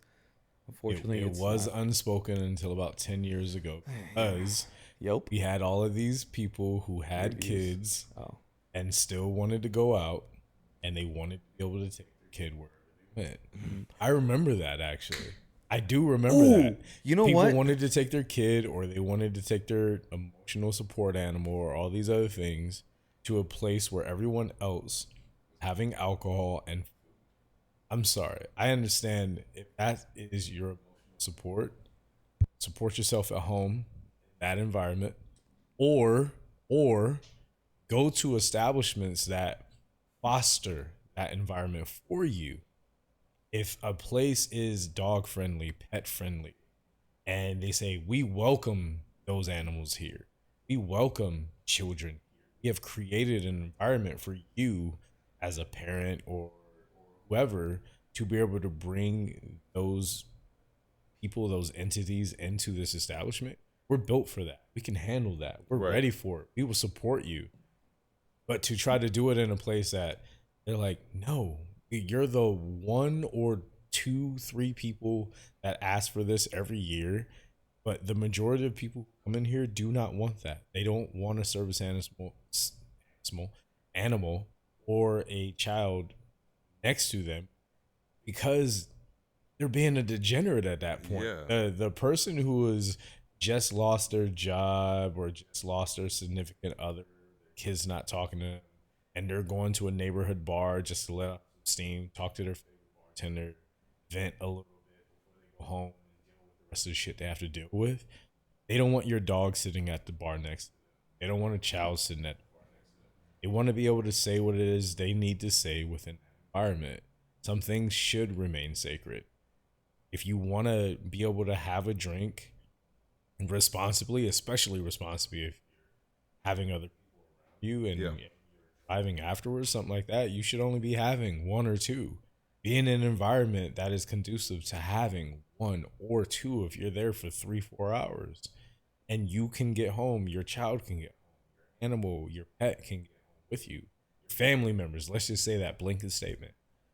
You should go to those places. Yeah, I'm sorry. It's just one of those things I've been seeing. It's been really eating away at our industry. I'm glad you said what you said because that brought up this video that I saw, and it about bringing your kids. It's kind of crazy. I'm trying to turn it down so she's already. I see the hand on the hip. She's already in full Karen mode. I don't believe this is a franchise place. This might be the local place you're talking about, whatever, where they allow kids and whatnot. Because I see like photos in the background, whatever. But I'll just go ahead and play it.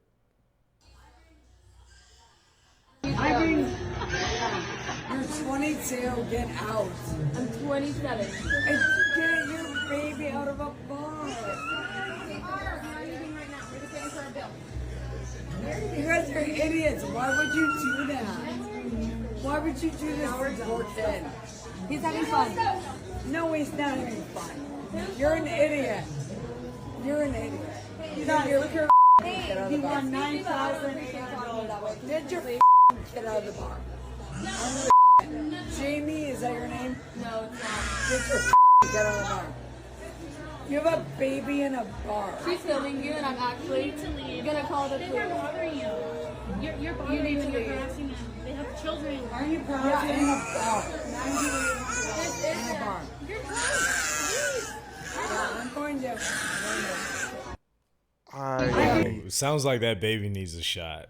No, honestly, a shot of Benadryl, like to help him sleep. No, which is what Children's Benadryl. So children's come on Benadryl. now. Yes.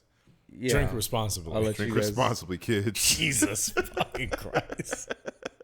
Oh, God damn no, it. but that's what parents do before kids get on airplanes a lot of times. It's weird. I feel conflicted because I'm on both sides at the same time. Yeah, that's how I feel. And I'm just like That's woman how I that felt. is in the main frame of it, that's just like complaining, is a bitch. She is a bitch. And Her approach is she's also inebriated.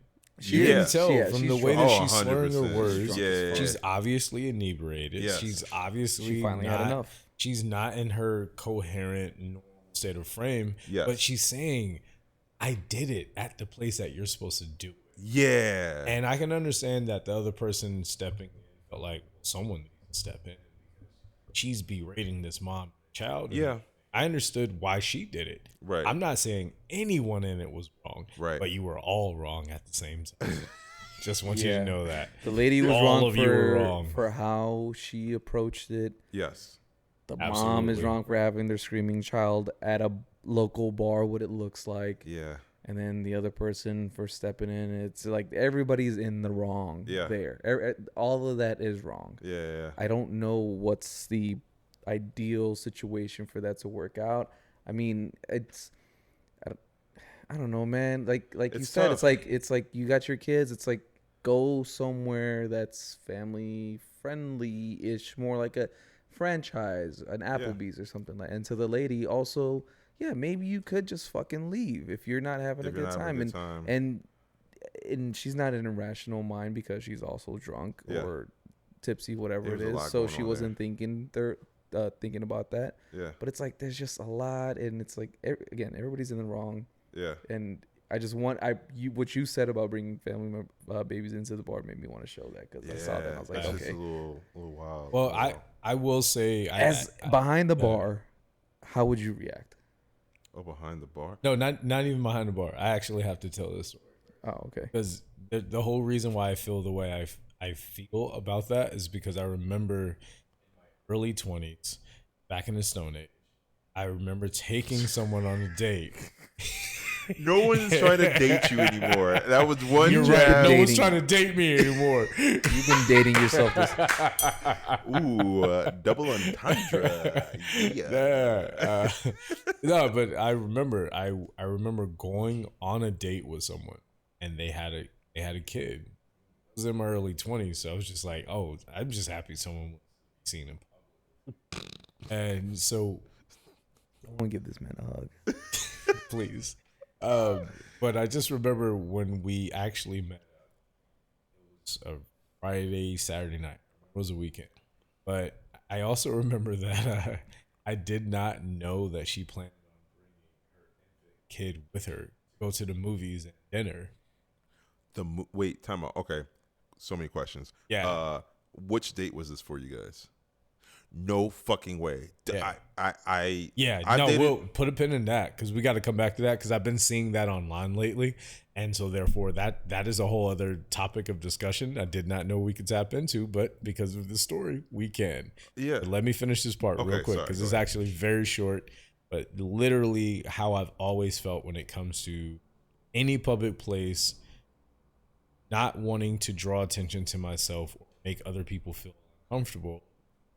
I just remember I came to her house to pick her up, and she's like, "Oh, I'm bringing my kid with me." I'm like, okay, all right, fine, whatever. It is what it is. And then we tried to go to dinner. Kid wasn't really feeling dinner, so we pushed through dinner, and then we went to the movie, and then we left the movie after probably about 30 minutes. Yeah. Because the kid wasn't feeling the movie either. Yes. It was an infant child sitting in a dark. What is that called? The thing where you carry him? Stroller? Huh? A stroller? That has wheels. The one where you carry him. Car seat? No. The baby sure. carrier? Car seat. Bassett? baby Sure. That works. Bassett Carrier. or like a Cool. yeah. The infant Yeah. transporter? There it is. Wow, we are that far removed from having kids. Bro, this is sick. I look to you both for help, and neither one of you We're had solid answers. We're both further removed I from know, having but kids. I was so At worried. most, we're uncles. I'm a great godfather. I'm a funkle. Definitely Actually, a I've been funkle. a little slacking lately, but generally a good godfather. Yeah. But I just remember us leaving after 30 minutes because I was remembering how we were in the movie and the kid started crying, and I felt bad for the kid. I felt bad for the people who were having their experience be altered. They just wanted to come watch a movie and everything like that. And I just, whenever I got into this You should industry, also just feel really bad for yourself in that situation. well, obviously I did. But I'm just saying, when it came to working within the service industry, the few times that I have seen someone do that and the way that it changes the energy within a venue, I don't understand how you, as the person creating that, how you can be so obtuse. How can you be so removed from I am going to make everyone else in this room have to deal with my normal life just so I can get out of the house. You need to change your activities. You're a parent now. Go do parent shit. And do it during parent hours. That's all I'm saying. As more of my friends have had kids, I've had this thought as well, because when I think of myself as having a child, I do feel like I'm just going to probably be indoors and in very certain settings for a good 2 to 3 year period. And that's fine by me. That's the decision I'm whatever with having a kid. But like, I'm also not trying to shame people that try to bring kids under the age of 4 to public settings with mixed company, not mixed people, but like mixed. I know it felt like that's what I was about to say. That's not what but like with mixed company, but just like in settings with like single people and adults, and like in those settings such as a restaurant. But I get so much embarrassment when like you are clearly like fucking up someone else's entire experience. And I mean, maybe that's something to talk about with our therapists, but like there's a reason why I think we're so hyper aware of that. You know what I mean? Even like, sorry, just like an even side note, but like the person on an airplane that takes too much time getting stuff out of like the luggage, that's a person that just doesn't have the self-awareness that I have, where I'm just like, no, I don't want to be the person that's holding everybody up. It's even more elevated now. Yeah. Now I would prefer to deal with the person who takes too long to put their luggage above the seat. Now we got people trying to sing songs before the plane takes off or while it's in the air. Yeah. People just causing crazy scenes. Yeah. Someone attacking someone else because they thought they were cartel. Like there's always something on a plane. I just want to get to where I don't want to be on this plane any longer than I need to be on it. And so we've gone to like a jumping on topic. An airplane is like taking a shit with the door open. Wait, what was the first part of what you said? I missed it. Getting on a plane is like taking a shit in public with the door open. You don't want anyone to look at you. You're just trying to get through your fucking business. Just want to get I want to get where I got to get. Don't look at me. I won't look at you. I'm going to follow the rules. I know this thing ain't got no fucking doors. I know. But when we get to the end, guess what? We never have to see each other. Just wash your hands. I'm going to wash mine. Come on, man. Like, let's just be real. Like, let's have courteous. As soon as you said that and explained that analogy, I remember being at a rest stop in random bumblefuck Texas where, like, I just need to handle business. And, like, none of the fucking stalls had doors. And I'm just like, fuck. This is just where we're at. But this has to happen. Yeah, for me, it was Mexico. God. Me, it was Mexico. Yeah. Yeah. The first time I peed into a trough was in Mexico. Mm-hmm. And it was, you look at the porcelain in front of you. You don't look to your left, your right, and you damn sure don't look down. Yeah. That, to me, is how you get on a plane, and that's how you go to a bar. If you happen to make eye contact with somebody, it's like, you know what? Let me buy you a drink because we made eye contact. I'm sorry. Yeah, this is where I'm we're sorry. at. I didn't mean to see it. Can I buy you a drink and we can both forget it? I didn't mean to see it. I didn't mean to see you. Because the thing is, like, I feel like a lot of people that go to bars solo dolo, if you're not in a group, it's like you came to kind of have your moment, like just like your solo dolo moment. And just be in your own space. You might talk with a bartender. You might catch a conversation with someone else. But a lot of times, you just kind of want to be in your own space and allow that to happen. And so, and so basically, that's where you want to be. And then when someone breaks that like third or fourth, they break the fourth wall. They break the fourth wall, and it's like, fuck. Now we got to actually interact. I'm good not interacting. Like, we broke the fourth wall, but we can act like it didn't happen. Yeah. But I was saying that I think I was bringing it back a little bit earlier because you were saying what your moment was that got you hooked on like the industry, the service industry, right? That's a question I'd asked you. Yeah. Just roll with it. You have a point to make it. Yes. And then basically I was going to bring it back to what brought it for me was I've always enjoyed the atmosphere of bars and restaurants that have bars because of those various different experiences that people can be having, where like you can have the people that are on their first date, you can have the people that are just like coming together because they work together and this is their happy hour. This is the only time they get to actually have camaraderie and actually build relationships outside of like the workplace. You have the people that are just, they just got into a fight with like their wife or their girlfriend, and now they're at the bar by themselves having just that one whiskey on the rocks. And I'm just like, ooh, you going through it. If you like, you doing Jack Daniels on the rocks, like you've got something on your mind. And like, I don't know, like those different, all of these experiences happening in the same place is so interesting to me. And the fact that we're the people that are providing fucking 17 different experiences to people at one time is so fascinating to me. And I think as a person that frequented like bars and restaurants, I wanted to kind of be a part of that and see like, wow, like how does one navigate that? Like I said, I got a degree in psychology, so like psychology and sociology has always been interesting to me, and I think bars are just such a hotbed of so many different type of experiences and interactions going on at once. And being the person that's providing those experiences through, you know, lubrication via alcohol, but it's also being the bartender that's talking with this person and seeing, oh, this is your first time, why are you here? Being the person that's just like, you guys on a first date, you clearly don't want me to talk with you guys at all because the guy's getting a little bit self-conscious and insecure. I can read that and back off. All of that has been so fascinating to me from day one. And then there are other things that have drawn me in more where, you know, I'm just like, let me see how I can upsell these people and just like using those canvassing skills for that. And then I think once I kind of got over that, then it was more so just how to make the best craft cocktails. And I've just been experimenting. Even to this day, I think like a week ago, I started experimenting with different orange peel garnishes that I can use on old fashions, and just little stuff like that has kept me so interested and intrigued in like the bartending experience, and has kept me in it as long as I've been in it, which is now, 10 years. Shit.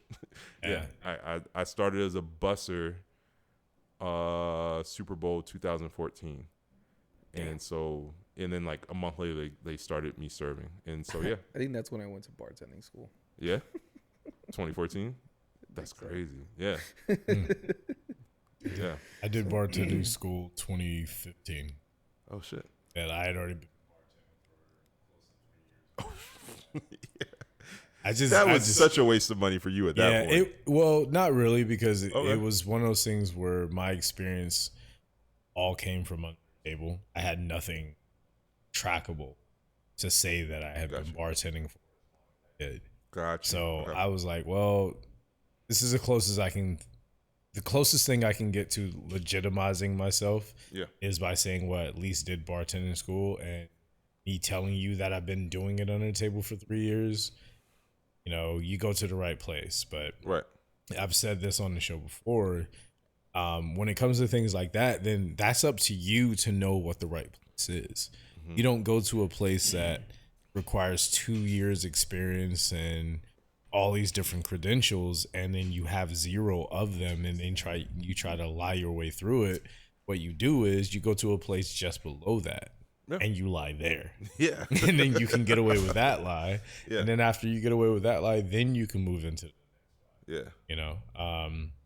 Man, there was seriously something I had wanted to say like halfway through what you were saying before. And I fucking lost it. And it really bugs me. It really bugs me only because it's about the 3rd time that you've made me think of it. Yeah. And I was just like, let me come up with it. Next one. Interrupt me next time. Yeah, I might. But until then, I would like to at least just address the therapy bear, because we have to say goodbye, unfortunately, to I don't want to call it an institution. Definitely wasn't that, but just one of the places that was near and dear to our hearts here in TLA, especially for me, because it was my first job in TLA. Oh, shit. I actually came down to visit, hoping to score an interview, which I got, and nailed the interview and got the job offer the next day, about a month and a half before out here. Oh, Was bet. here at Mescalero. Gotta say RIP to them. We have definite confirmation this week that they are gone. I've heard of multiple different sources, as well as a couple of people actually were still working there. Oh, it's not like they're on their way out. Like it's already a wrap. Shit. They're donezo. And it's just really sad to hear that, because it was one of those places that I really enjoyed working at. I was only there for, I want to say, about 4 months, possibly, but it was one of those places I just really at. I enjoyed the energy that was there, not just ambience. I'm saying really the energy of work, which for anyone who's worked within this industry, they can attest to. The energy within a place that you're working in, it's very palpable. It really is. When you can go into a place and you like all of your coworkers, like your regulars, it makes or breaks. It does. Your ability to stay there. It really does. A lot. You know, and I wasn't there for long only because something else better came along. Also because there was some bullshit going on around the time that I worked there. I've been told that there was bullshit as to why it closed. But I don't ask those questions. I don't traffic in. All I need to know is that a place that I used to love to go to, used to refer people to all the time, to end.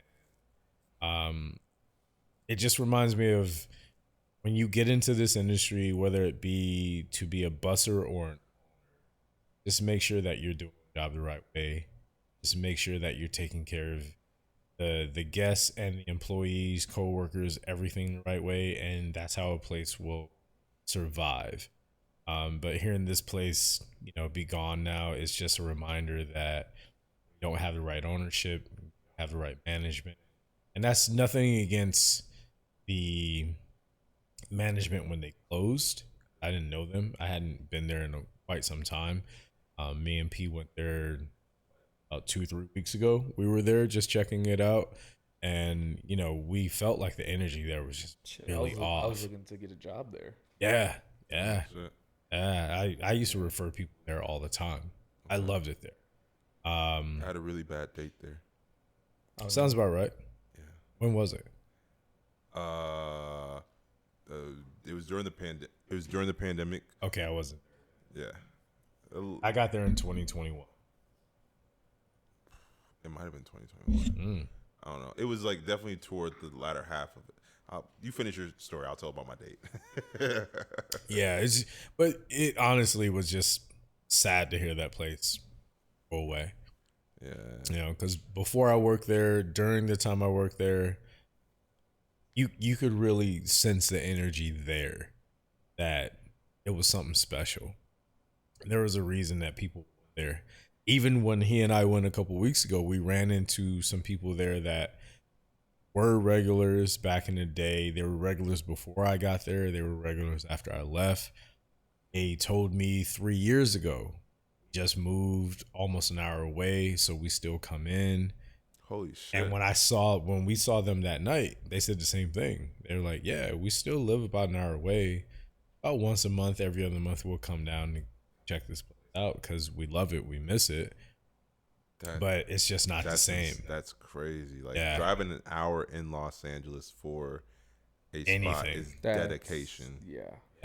That to like a culture. There are some people who won't even drive an hour home. Yeah, I know. Yeah, it's crazy. There's some people that won't walk down the street to whatever it is you have going on. Yeah. So to drive an hour, that shows that you have something special. You got something special there, to see that now be gone and now be another empty building in that long stretch of especially that area. Yeah. Especially Fifth.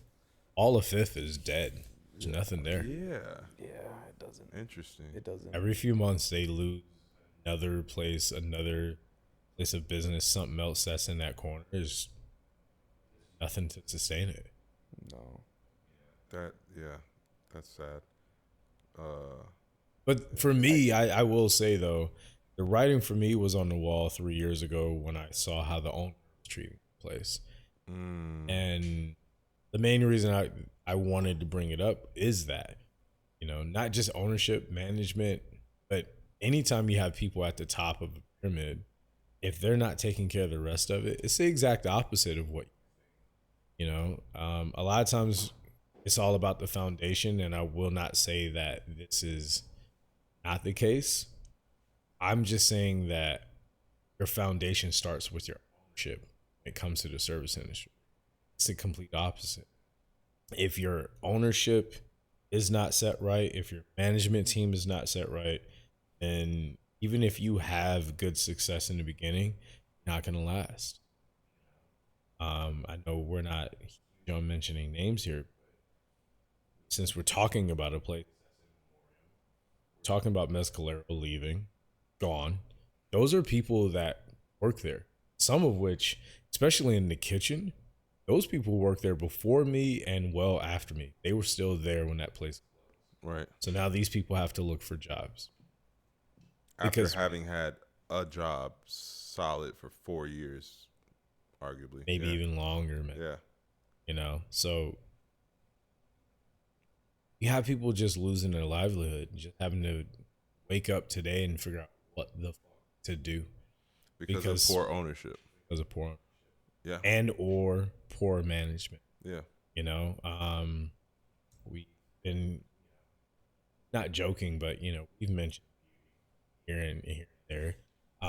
Again, It sounds like you guys really enjoy that place, Beauty in Essex. I think you guys sing so many high praises. So many high praises. Wait, so are we saying the name now? We're saying the names of places that are closed and are closing. Oh. But I'm only saying it in this particular instance because this isn't a gloating thing. This is just talking about the industry. Whether we have our feelings about beauty or not is irrelevant in this particular instance. I'm talking about just places closing. You know, I was sent an article a month ago talking about the amount of places closing in Los Angeles. I got it a month ago. The article came out 3 months ago. And 2 of the places that it mentioned in the article that were still open were closed by the time I read the article. So if these owners, if these managers are not paying attention to what's going on, if they're not careful, it's not that the industry is going to die. The industry is going to keep going. It's just where you work is going to die out. And where you work is going to be unprofitable. That's going to be on your resume. That's going to be on your name. It's going to be harder for you to survive in this. You get to be my age. Use all the good publicity. You're very young. We can stop with that joke. That joke is I don't like that joke anymore. You keep aging yourself. Yeah, fuck y'all. That's all you. He did the one, and then you just took it and ran with it. Now we're doing a lot. Well, I was toward owners. I wanted to kind of add to that because I've seen, in my experience, I mean, yes, there's a corporate aspect with Redacted, but the job I worked at before that was with a private owner that he had a good thing going where he opened one store in West LA and then he opened another good store in Playa Vista.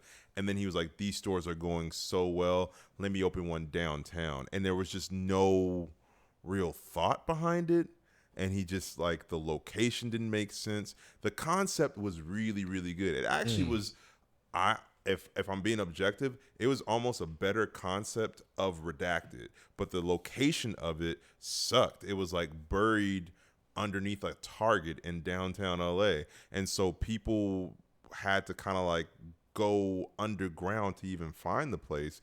And so while we had a good situation, he just picked a bad location. And then he came in week 1 after we had been training for 2 weeks on the menu. We had taste tested all of it. It had gone through all that. And then this owner just came in and was like, no, that's not the menu I really wanted. Let's change the menu. And then Yeah.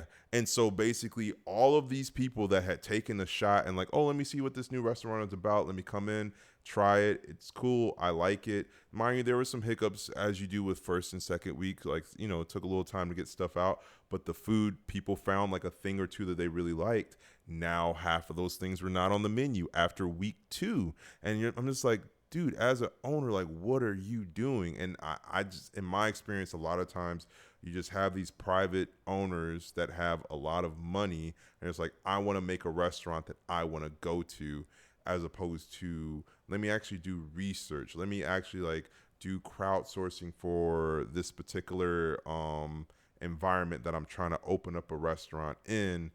And they just kind of just throw something at the wall and try to make it stick. And I felt so bad about it, because it was, and then he got into a situation where he was hemorrhaging money, and then he was pulling money from the other 2 stores to try to keep the downtown location afloat. He just, such a shitty owner. I remember going into Thanksgiving one year, our paychecks were bouncing. And I mean, I was cool because I had tips and I had like other money, but I'm looking at like all of the cooks, like literally they got families of 4 and 5, and they don't have any, their checks are bouncing the day or 2 before Thanksgiving. And I'm just looking at him like, bro, you're a piece of shit if you're not going to find some way to get money in these cooks' hands before they go home on like the Tuesday or Wednesday before Thanksgiving.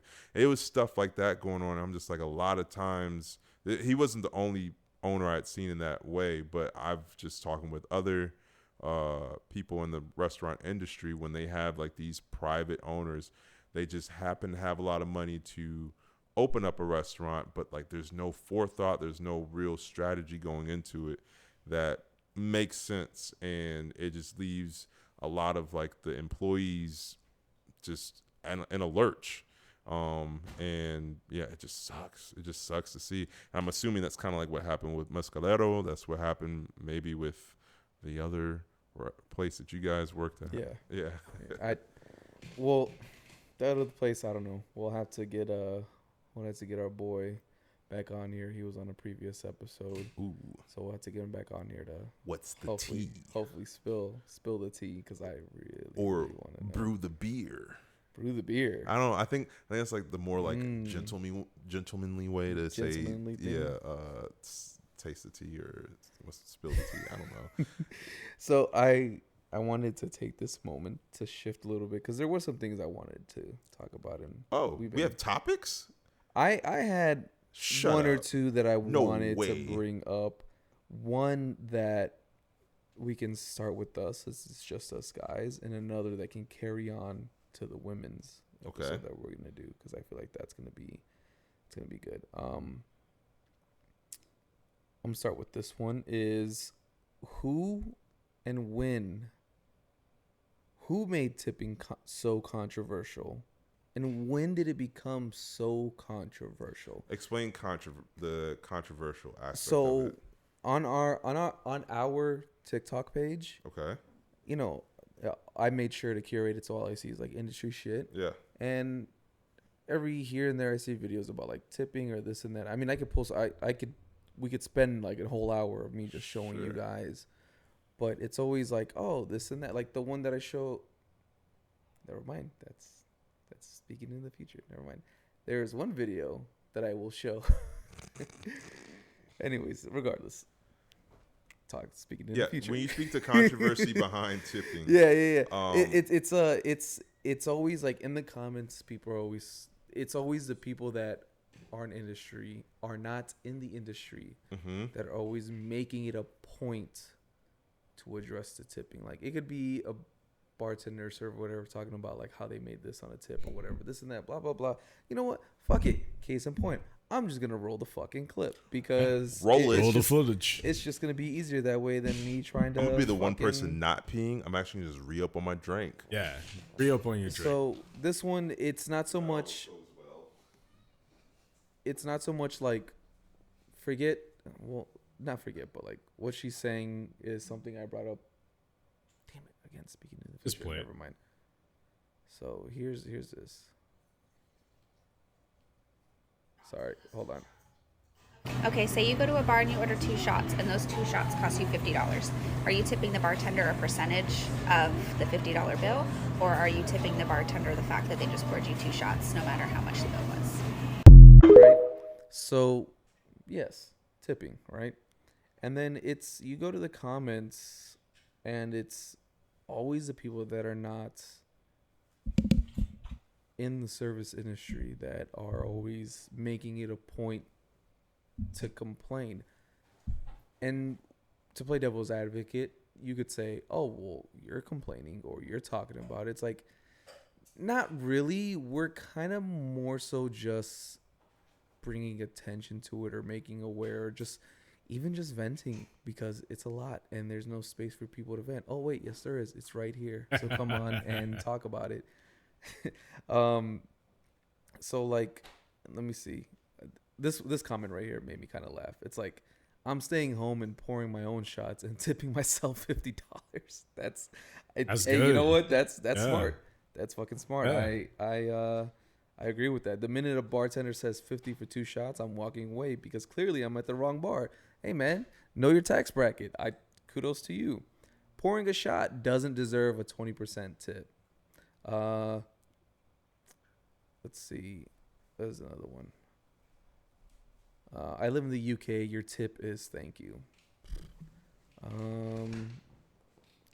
If I can afford 2 shots for $50, then I can afford an extra 10 for your tip. Kudos to you, man. Well, Yeah. purchase at bar, tip per shot. Purchase at table with server, tip on total. Explain to me how that's different. Let's look at the comments. No. See, this is exactly correct. How is it correct? So because we erased your shot, you're gonna tip more because another person touched it. Absolutely, yeah. But why are you saying that the person who still poured the shot deserves less? So again, I'm only saying this to piggyback off of what you're saying. There are all these different, or what I believe you're saying, which is that there are all these different opinions on who you tip, how you tip, and all of that. That is why I've always had the mentality of, Wait, hold on. No, what the original prompt was? I'm just going off the comments. Oh, you're reading the comments. So I'm reading the comments. That was in the comments. Yeah. No. But that's going based off of what the question was when you were in the bathroom, which was who made and what made tipping so controversial, which led me to play the video, and then that's why. Right. But I was only commenting on. Stop me. Comment, and I'm just saying that the comment on that comment bothers me because look at how many fucking likes it had. It had like 8,000 likes between purchasing from the bar and purchasing from the server. That's what I'm saying is the controversial thing is who do you tip and why? So getting at the heart of the controversy, while some people may say, why are we worried about it? You could say the same thing to the other people. Why are you worried about it? As in, why are you worried about who you're tipping? Tip in general, don't tip at all. And if someone is complaining about the lack of tip, then all right, just stay out of it.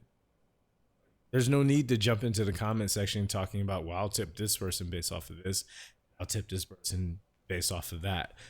Reason I say that is because while we're talking about the tip percentage per dollar on $50, which is what the original thing was, if I remember correctly, based off of, the opposite argument is, well, are you tipping based off of what the person did? The controversy comes from no one knowing what they're actually talking about. We're having multiple conversations about the same thing, about whether or not the person pouring your alcohol or making your food deserves a livable wage. And that still gets drummed down to, in this country, they say that the person paying the bill gets to say how much the person serving the product gets to take home. So I'm going to read. Good point. I'm not trying to gloss over it. No. But there was a couple more I wanted to read. I would think of a bar charging $25 a shot. I would think they could afford to pay its staff properly so they wouldn't need tips. You would think, but that's also kind of ignorant because alcohol costs different prices, and that's a whole other thing. Let's normalize not tipping for someone doing their job. Make employers pay a real wage. Backward country. You're right. You're correct. Yeah. Let's get rid of that shit. I'm all for it. Absolutely. I'm tipping the effort of 2 shots. LOL. I'm not tipping at all. No tip at all. Well done. You did the job you're paid to do and chose to work. Scroll That back. is such Scroll back up one more because I wasn't going to say anything until you stopped on that. One more. Crazy how it works in the U.S. In Europe, tipping culture is basically non-existent because servers, bartenders, etc. are doing their job. That sounds like a person that Again. hasn't been overseas. Right. Especially because I've been overseas and talked to them, and they said, we wish you would tip us more. Because even with the percentage we are being paid, we still are barely, if not at all, making a livable wage. It's just there's no attention being brought to it because we're in a different country. It's not the culture there. And it's not the culture here. Yeah. And they're saying we can barely pay our jobs. And I'm saying I've heard this verbatim from people, not just one person, multiple people in my travels. Not in the last couple of years because of the pandemic, but before the pandemic, I traveled extensively. Not to where I've been all over the world, but I have been around the world. I will admit that. And all around the world. Don't know why we've been player hated. Yeah. Anyway, As sorry. bartender. Thank you.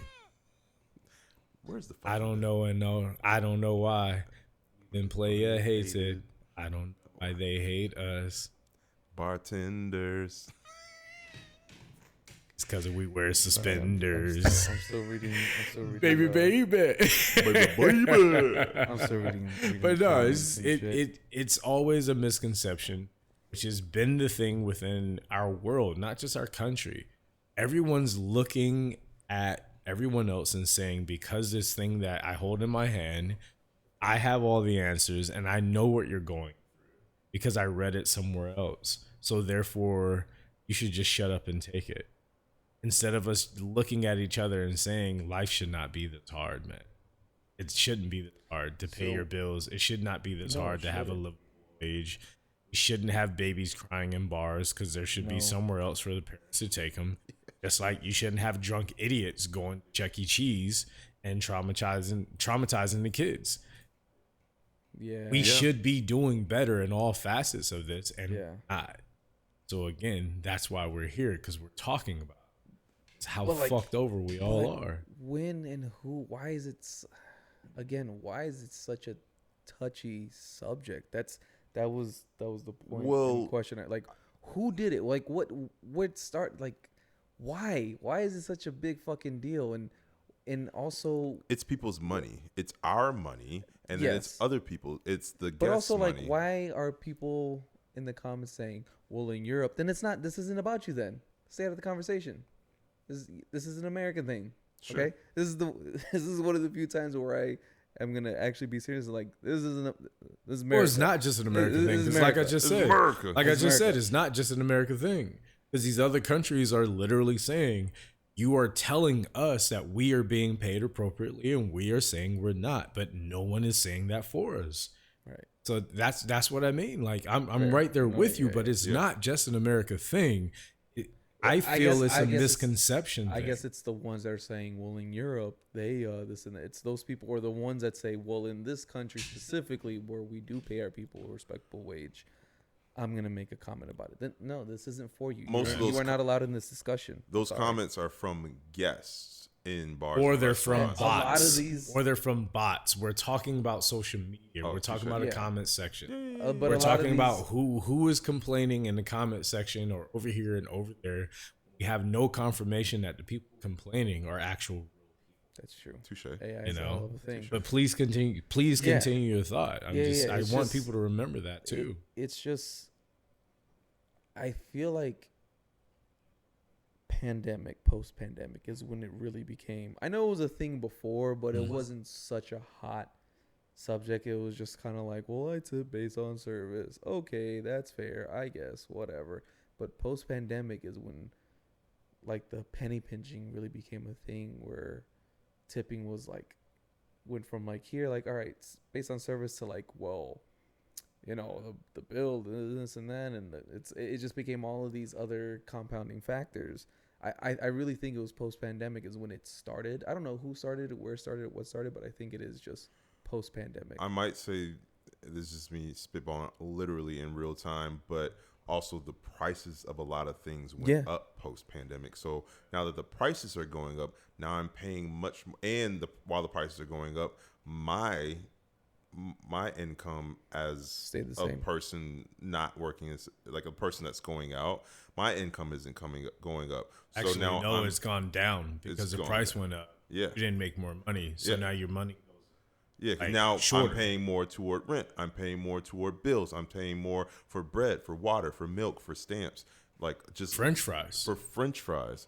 And so when it comes to fucking hash browns at McDonald's are $3. And now when it comes to you, and I'm paying, let's talk about redacted. I'm paying $32 for a double Casamigos margarita. Yeah, then I'm looking at you a little crazy when you're looking at me for, what would that be, a $6 tip on a margarita. And it makes sense to us, but like it may not to the person that just, why am I paying $32 for double margaritas? I don't know, bro. I had nothing to do with that. Yeah. I just poured the thing you asked me to make you, and you seem to enjoy it a lot. You asked me for 3 of them in a row in about a 45-minute window. And I'm right there with you. I don't agree that you should be paying that much. I am right there with you. Yeah. However, I have a job to do, and, well, I need you to pay this. And so I think when you ask when the controversy became a thing, it might have started when the money went up, or when like the price of things went up. And now people are looking at their paychecks and it's like, well, damn, I just want to come out for a here's time. My issue with that is that people still want to indulge in all of these things. It's like, okay, well, if price and cost is such an issue, why are you still coming out then? If it's such a big deal? If the pandemic taught us anything, is that we're not happy with our lives at home the way that we thought we were. Yeah, we thought we could sit at home all day. We found out that we couldn't. I can. Still got to leave the house. And for those of us who still need to leave the house, it costs money. And if the price keeps going up, but what you get in return keeps going down, it's one of the main reasons I don't go to Chick-fil-A. Like I've said all the time. One of the many reasons, but one of the ones that I always talk about conversationally, I say, I don't go to Chick-fil-A because you don't get the same amount that you used to as far as your quality, as far as the sheer volume of what comes in your bag, box, whatever. You know what? Chick-fil-A used to hit different like 7-8 years ago. It did. It did. Chick-fil-A used to fucking right to my taste buds. Just beat the shit out of my taste buds. I used to love Chick-fil-A. Yeah. I used to love Chick-fil-A. But then the value went down. Same. Still do. Yeah. Can't all be perfect. But the same thing goes for every other fast food restaurant. You're talking about Jack in the Box, or Wendy's, or Burger King, or anything. Mm-hmm. What you used to get is not what you get now. Nah. Dude. Not even close. I don't know if you guys were in the LA during the $2 Chuck era.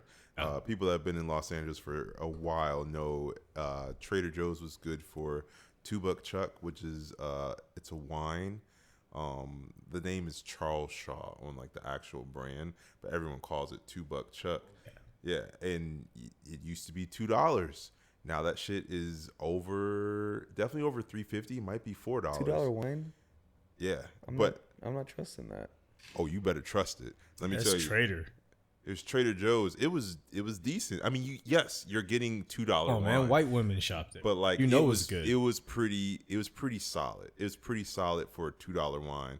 And let me tell you, I think I'd rather go with Barefoot. no, $2 wine. It was pretty good. Take my word for it. There are many a days that I went out canvassing off of $2 Chuck and had a splendid time. Got so many people involved with Save the Children and other organizations. You walk up to someone with a charcuterie board, like Yu-Gi-Oh, but it's just a charcuterie board. Like, hey, you want to sign up? You want to sign up to save these children? I'll give you a trap card, and this trap card, his name is Angel, and he's from Cambodia. Which forces you to play your debit card in face-up mode. Now, give me those numbers, bitch. Where's Bell?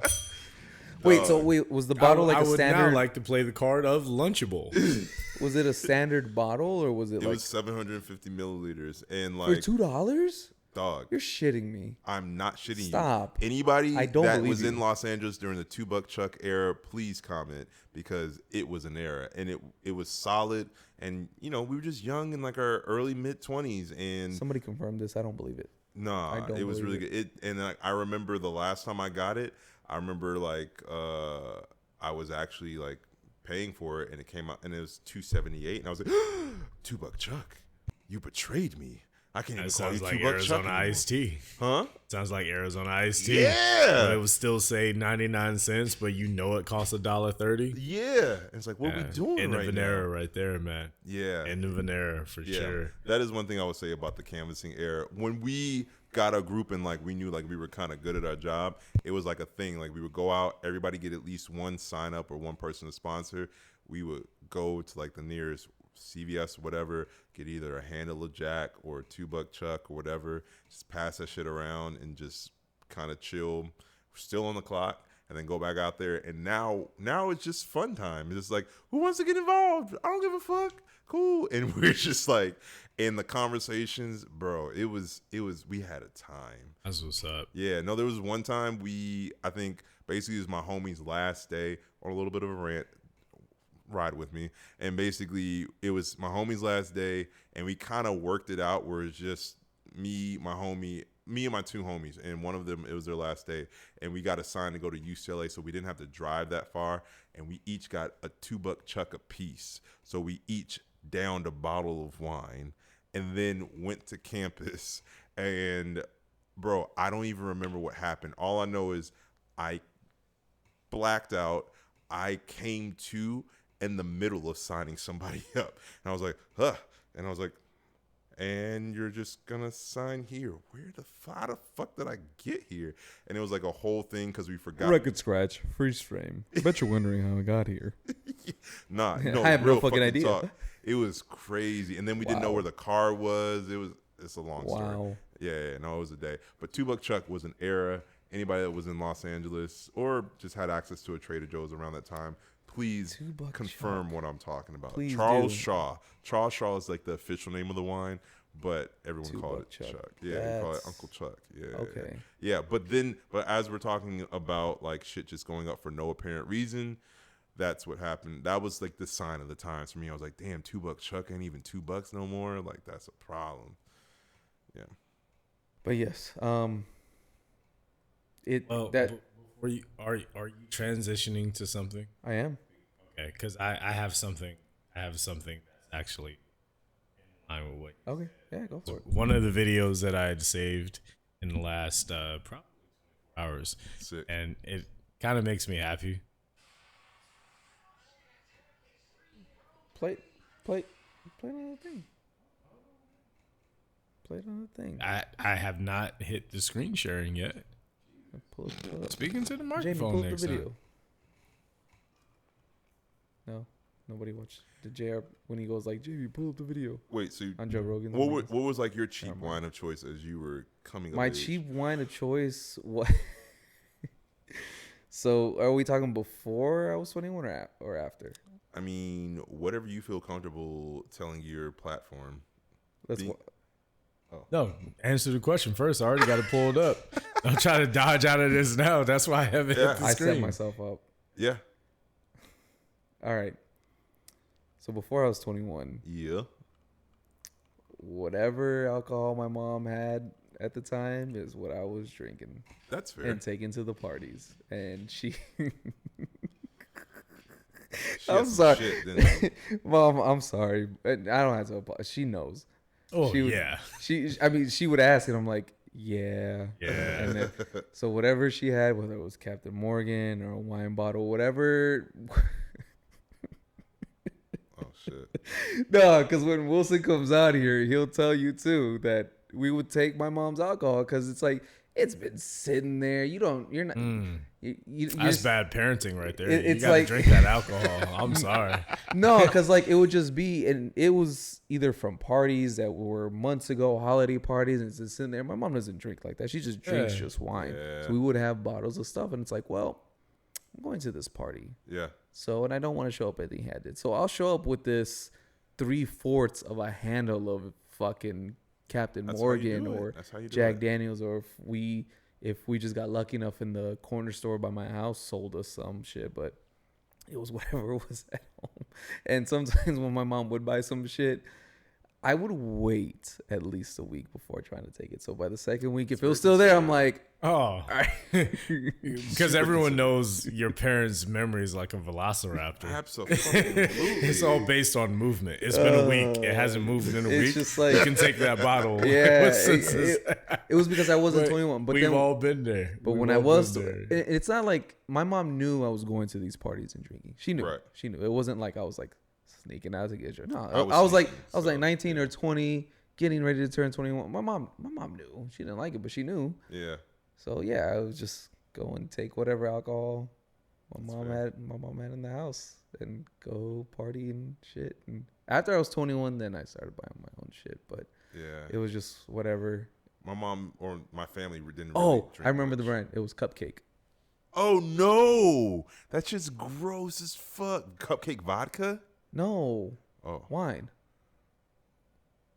Oh, I've heard of that. Yeah, it's really I good. don't remember know what it about looked that. like, but I Cupcake remember vodka. What the name. fuck? No, 'Cause there my mom was- doesn't drink vodka. No, but that's like the it's a flavor. that's of that's Oh, during no. like Oh, the God, Pinnacle, Three Oh Olives god, era. fuck no. Deep Eddie. No. There was That's a, a whole yeah, era. yeah. No, right there was a crazy. There was they a just specific, came up with whatever. That the was fuck when flavor. that was when I started bartending officially. Okay.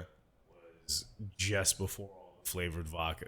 Oh, that's the like when flavored like vodka 99 revolution. 99 olives, all of 99 that. bananas and shit came out. Yeah. No, Oh, my yeah, mom I my said mom drank a specific olives. wine brand around that time was Cupcake, and it was a Cabernet.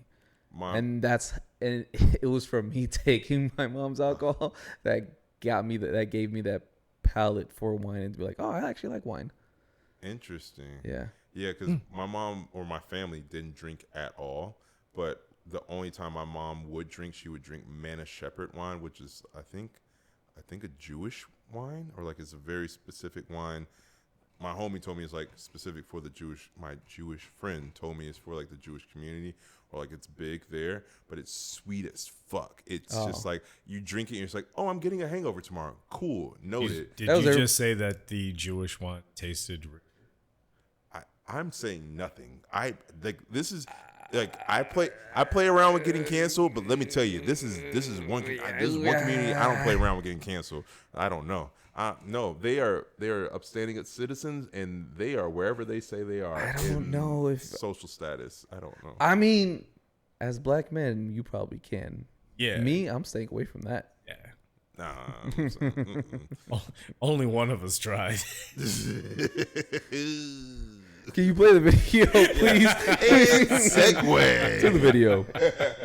Wait, tee this up. What is this about again? You'll see. Okay.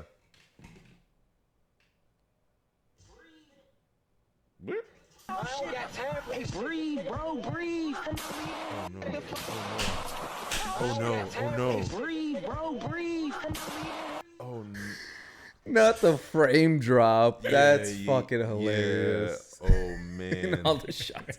dog. Oh shit! I think Yeah, that's the second video I saw that was set up like that. The other one, it was just a very similar thing, but it wasn't as funny. that happened But to me. But it was definitely she drank it once. Because the only time I've ever blacked out behind the bar was last summer, and it wasn't even because of all the shots. It was drinking, I was smoking, I took edibles that day. I had a Goddamn. low amount of sleep. Like I did You were set up. a little bit of everything, but I did it all day. Yeah, And that was definitely you were I've set up had- for failure. Oh yeah, I set myself up. Jeez Sure. Louise. So, Oh, I was just saying, I've told this story before. Is that the only time that's happened to me was at my first job out here, but I was able to compose myself and realize like, oh, we're drunk. All right, let's go to the walk-in for something. Let's try to hold it together. Yeah. I generally do not drink on the job, and it's not like some altruistic like You're not allowed to. We're not allowed, but trust me, some people still have and do. Like that's even at the jobs I wasn't allowed to, I still did it. Same. Because like people, especially if you like talk with people and cool people want to buy shots for you. That just kind of happens. But I've never, I just don't go down that route. However, at my other job where I used to work at a gastropub. This is like the job from 7 years ago.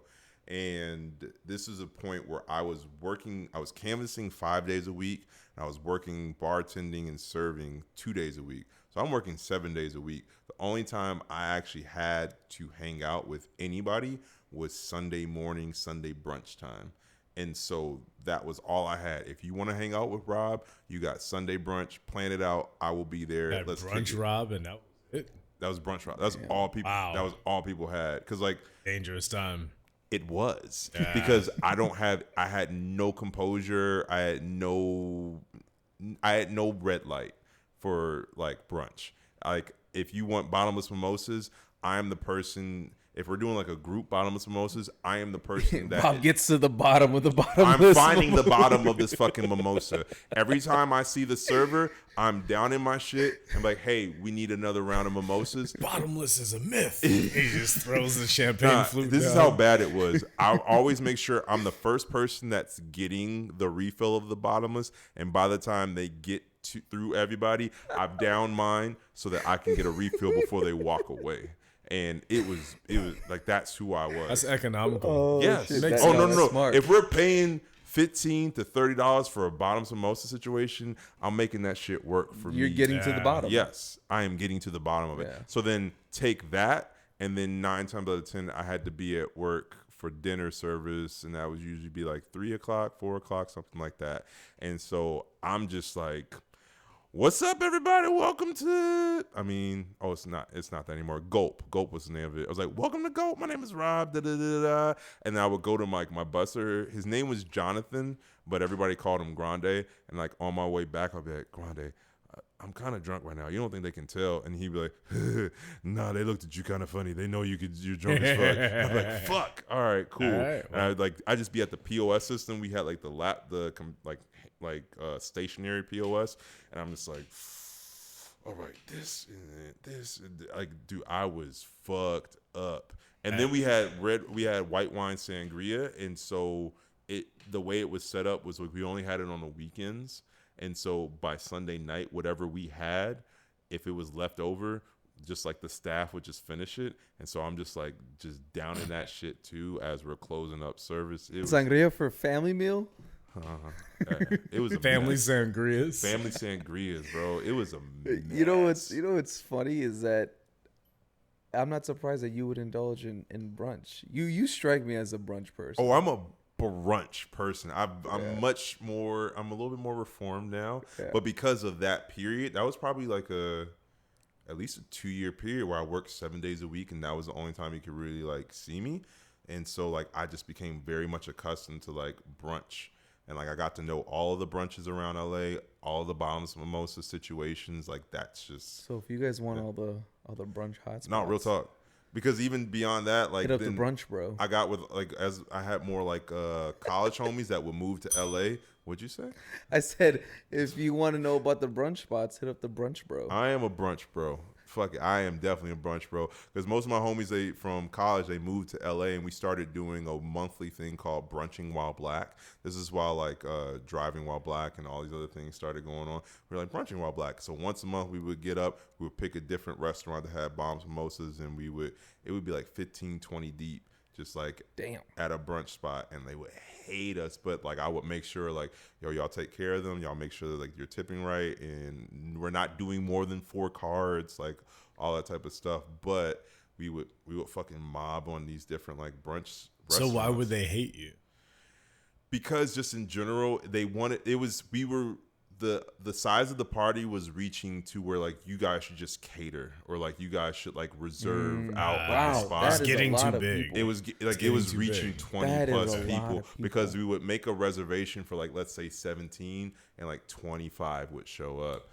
Yeah, and so like we were those people, and I felt bad kind of, but I also made sure we took care of them. But at the same time, when you have a kitchen that just has fucking 20 orders of brunch food come in at once, it fucking sucks. And I was aware of that, but like I still was like, we gotta get this shit done. And this. But did you take care of your staff on the front end as well as the back end, or just the back end? Later on, I started to take care of them on the front end, but like earlier on, it definitely was just like, guys, just make sure you take care of them. But the other thing was we would only do one spot, and then like we never wanted to double up. And that's why I say like I've learned and had like I have like a knowledge of almost all the brunch spots in LA because of that.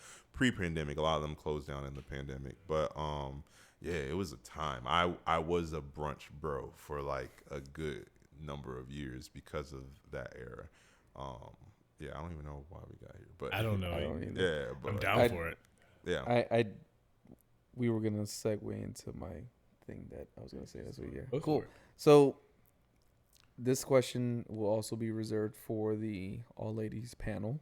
But what do you guys feel are some common misconceptions for male bartenders? Like what do you think that people assume or feel that either you experience or I'll just start this one off. stereotypes or Yeah, whatever? I'll start this one off. Oh, I was Sound like hoping you loaded. Nah, I I'll was start this hoping you would start, but Start like, this what one are off. some just common Main misconceptions? one to start off Go for it. is that common misconception that not just that I've been a part of, because I don't want to seem like, oh, I've just been a part of this. I haven't, as much as it sounds, but just this misconception that if you are a male bartender, you are doing your best to fuck everything you can Dog. within a 5-mile radius. Dog. It doesn't make any sense.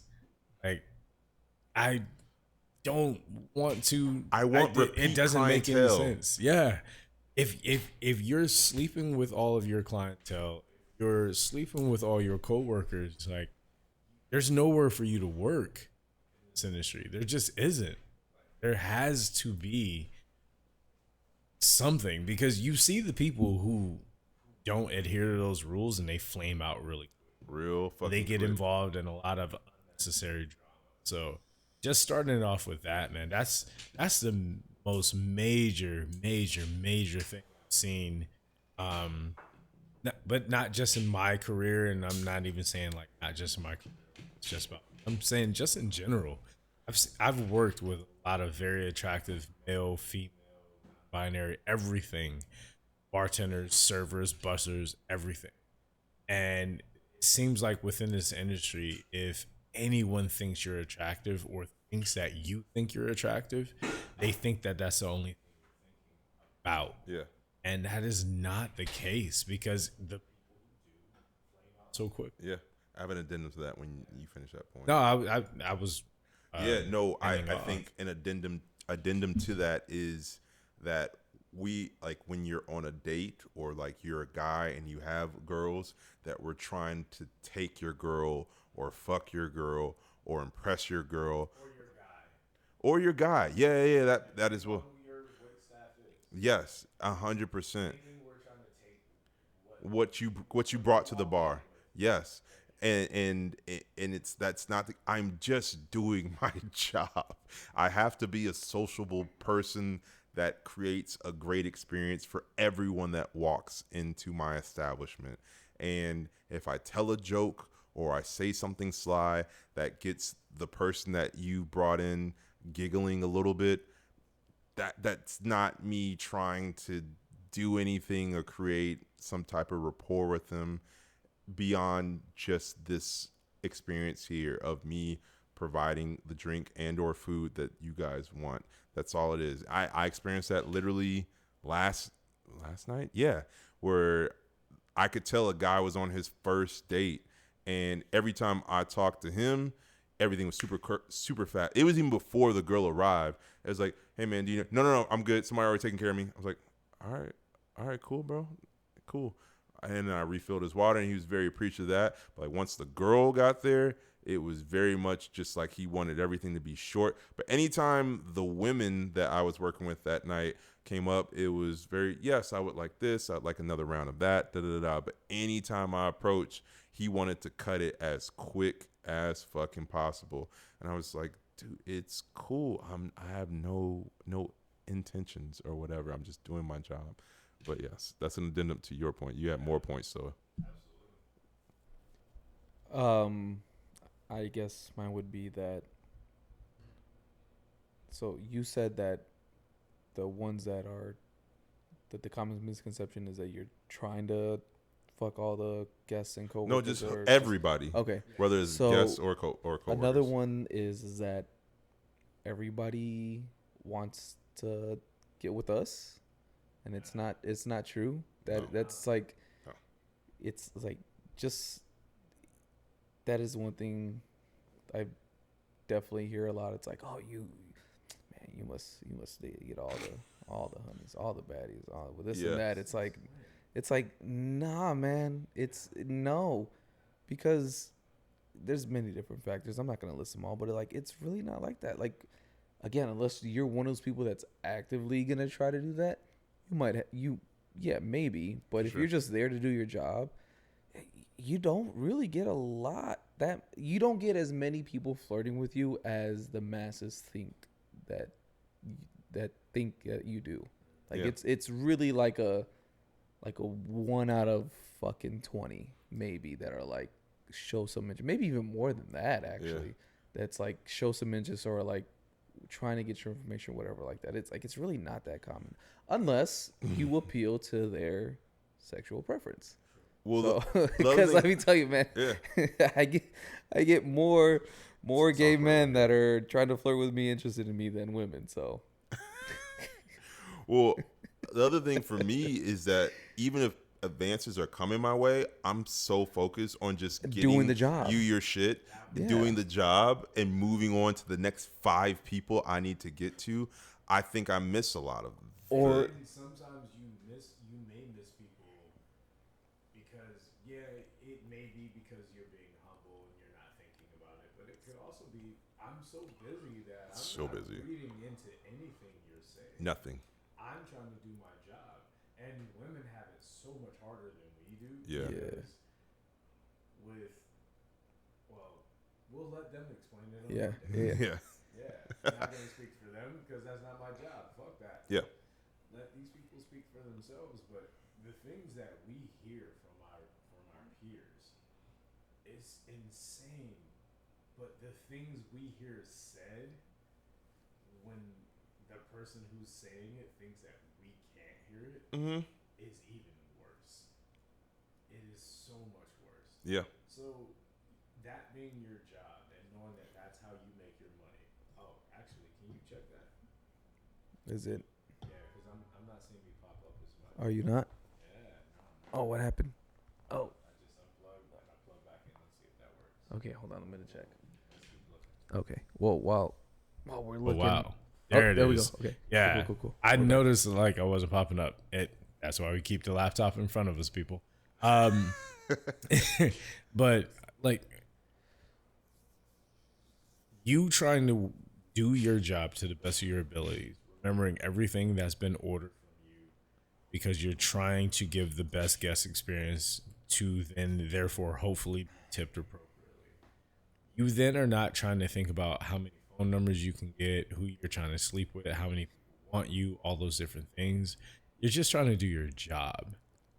And, you know, I said this earlier, but I don't know when the microphone might have cut out. But again, for us as men talking about this, we can only imagine what the women in our industry, non-binary or anything, no matter what you identify as, for us being cisgendered men, and I know for some people that might be too woke of a term for you, but that's fine. You'll get over it. It is. It's a term. Yes. But if we're the ones going through this level, imagine what the other people have to deal with this and that. Because I have had, and can't say I do right now, but just in the last couple years, how many non-binary and or bisexual or gay coworkers I've worked with that may have a little bit of interest in someone and it goes sideways, and then next thing you know, that person still continues to come into that bar and or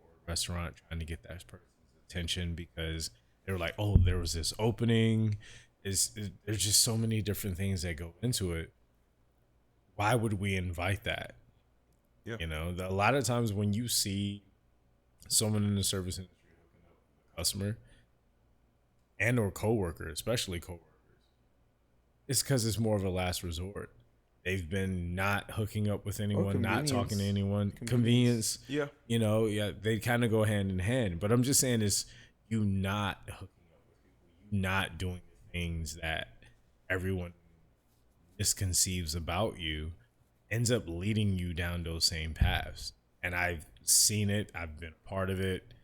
But yeah, more than being a part of it, I can honestly say I've just watched how many people will hook up with a coworker or a guest or a manager, which now you got jobs on the line. But they just do it because they get so tired of turning everyone down and going home alone. Yeah. This industry can be very, very isolating. Because you have so many different things that you have to look over your shoulder at. Look over your shoulder as to what the conception is about you and whether or not it's a misconception that needs to be combated or maybe something that needs to be massaged. So many factors go into it. Yeah. And you have to do that while doing your job every day, trying to make your money, trying to take care of your responsibilities, and going home alone the majority of the time. And eventually you hook up with the wrong person, and next thing you know, you're up, and you're just like, oh, why did I do that? And then you start to spiral, especially because the person you hooked up with knows where you work, or they work with you, or whatever the case may be. And you end up in these situations that you never, ever, ever thought you would be in the middle of. But next thing you are. Yeah. Next thing you know, you're in them, and you have no idea how to get out of them. I'm thinking very specifically about a situation where I went on a date with someone that was a customer, a guest, and it just went south, but they just continue coming in, and it's awkward as fuck. And it's just like, bad. No, like, I've literally been avoiding your text for months, but you still continue coming in and acting like nothing's happening. And I'm just like, I don't know what to do at this point. Like, I have to interact with you because you're a guest at this bar, but you know what I'm saying? Like, you know where I work, and you have me kind of not cornered, but in a way, just like I can't do anything about this. You can, because there's 1,000 bars in this city that you could be going to, but you've chosen this one as like your convenient bar to come at and kick it at. And yeah. So I want to backtrack a little bit where we were saying how like the guests or whatever may be trying to make some kind of advancement or whatever. You could also spin that and turn them into a regular so you get money. 100%. Because I know, and this is presumptuous, that I know the women bartender servers do that. Like, I have no interest in you, but I know that you have enough interest in me that if I at least give you just a little bit of attention or some kind of interest, you can at least come back to at least talk to me. Sure. Is that manipulative or predatory? Maybe. I don't know. A little bit, but like, but also it's like we're both adults. I feel like it's more opportunistic. Yeah. It's like as opposed to, because I apologize for interrupting. I just feel that it's the connotations that come with being manipulative and everything means there's intention, whereas there's more of a necessity that you have to pay your bills. You have to use the tools that you have, especially if you're someone working in an industry where your skill set may not be able to make up for it, or your personality may not be able to make up for it. So you have to do what you have to do to pay your bills. I feel like it's more opportunistic than it is manipulative, although there are a lot of instances that I'm sure we've seen and a lot of people out there have seen that are very manipulative, where someone is being manipulative. and I only want to differentiate between the two. There are people who overindulge and completely bastardize the system. Yeah. And we're not talking about those people. We're just saying for the people who are, hey, you know, you didn't ask for this, but this is being put in front of you. You're not trying to manipulate, but at the same time, your bills got to get paid. If someone wants to pay you that money, why would you turn it down? Either too, like if you're not being too flirty, whatever. If you're just also doing your job, but also providing that extra great customer service, that extra experience. Yeah. And if they misinterpret that, then I don't think you're at fault, because they misinterpret that as something else. That's on them. However, some people may say that's immature or whatever, but if you I don't view that as immature. I don't think I don't either. I'm just saying some people out there will, but it's like I was doing my job and giving you excellent service, which a lot of you on the comments that I see in these videos always fucking cry about. Damn. So yeah, he's calling them out. He's like, "Hey, I gave you the experience that you asked for. Exactly. Why are you holding it against me? Now Why are you're you saying making like, this my fault? I gave you what you asked for, baby. Exactly. You know, now you knew what you're this was. Now you're gonna be like, oh well, I didn't get your number. It's like, no, I was just giving you excellent service. Isn't that what you fucking wanted? Isn't that why you kept coming back? I didn't say I was gonna service you. Sorry, you were saying however. Well, no, I would say however. I've seen with some of my coworkers that they go that extra step of like, now they share their number. Now they're texting said yes.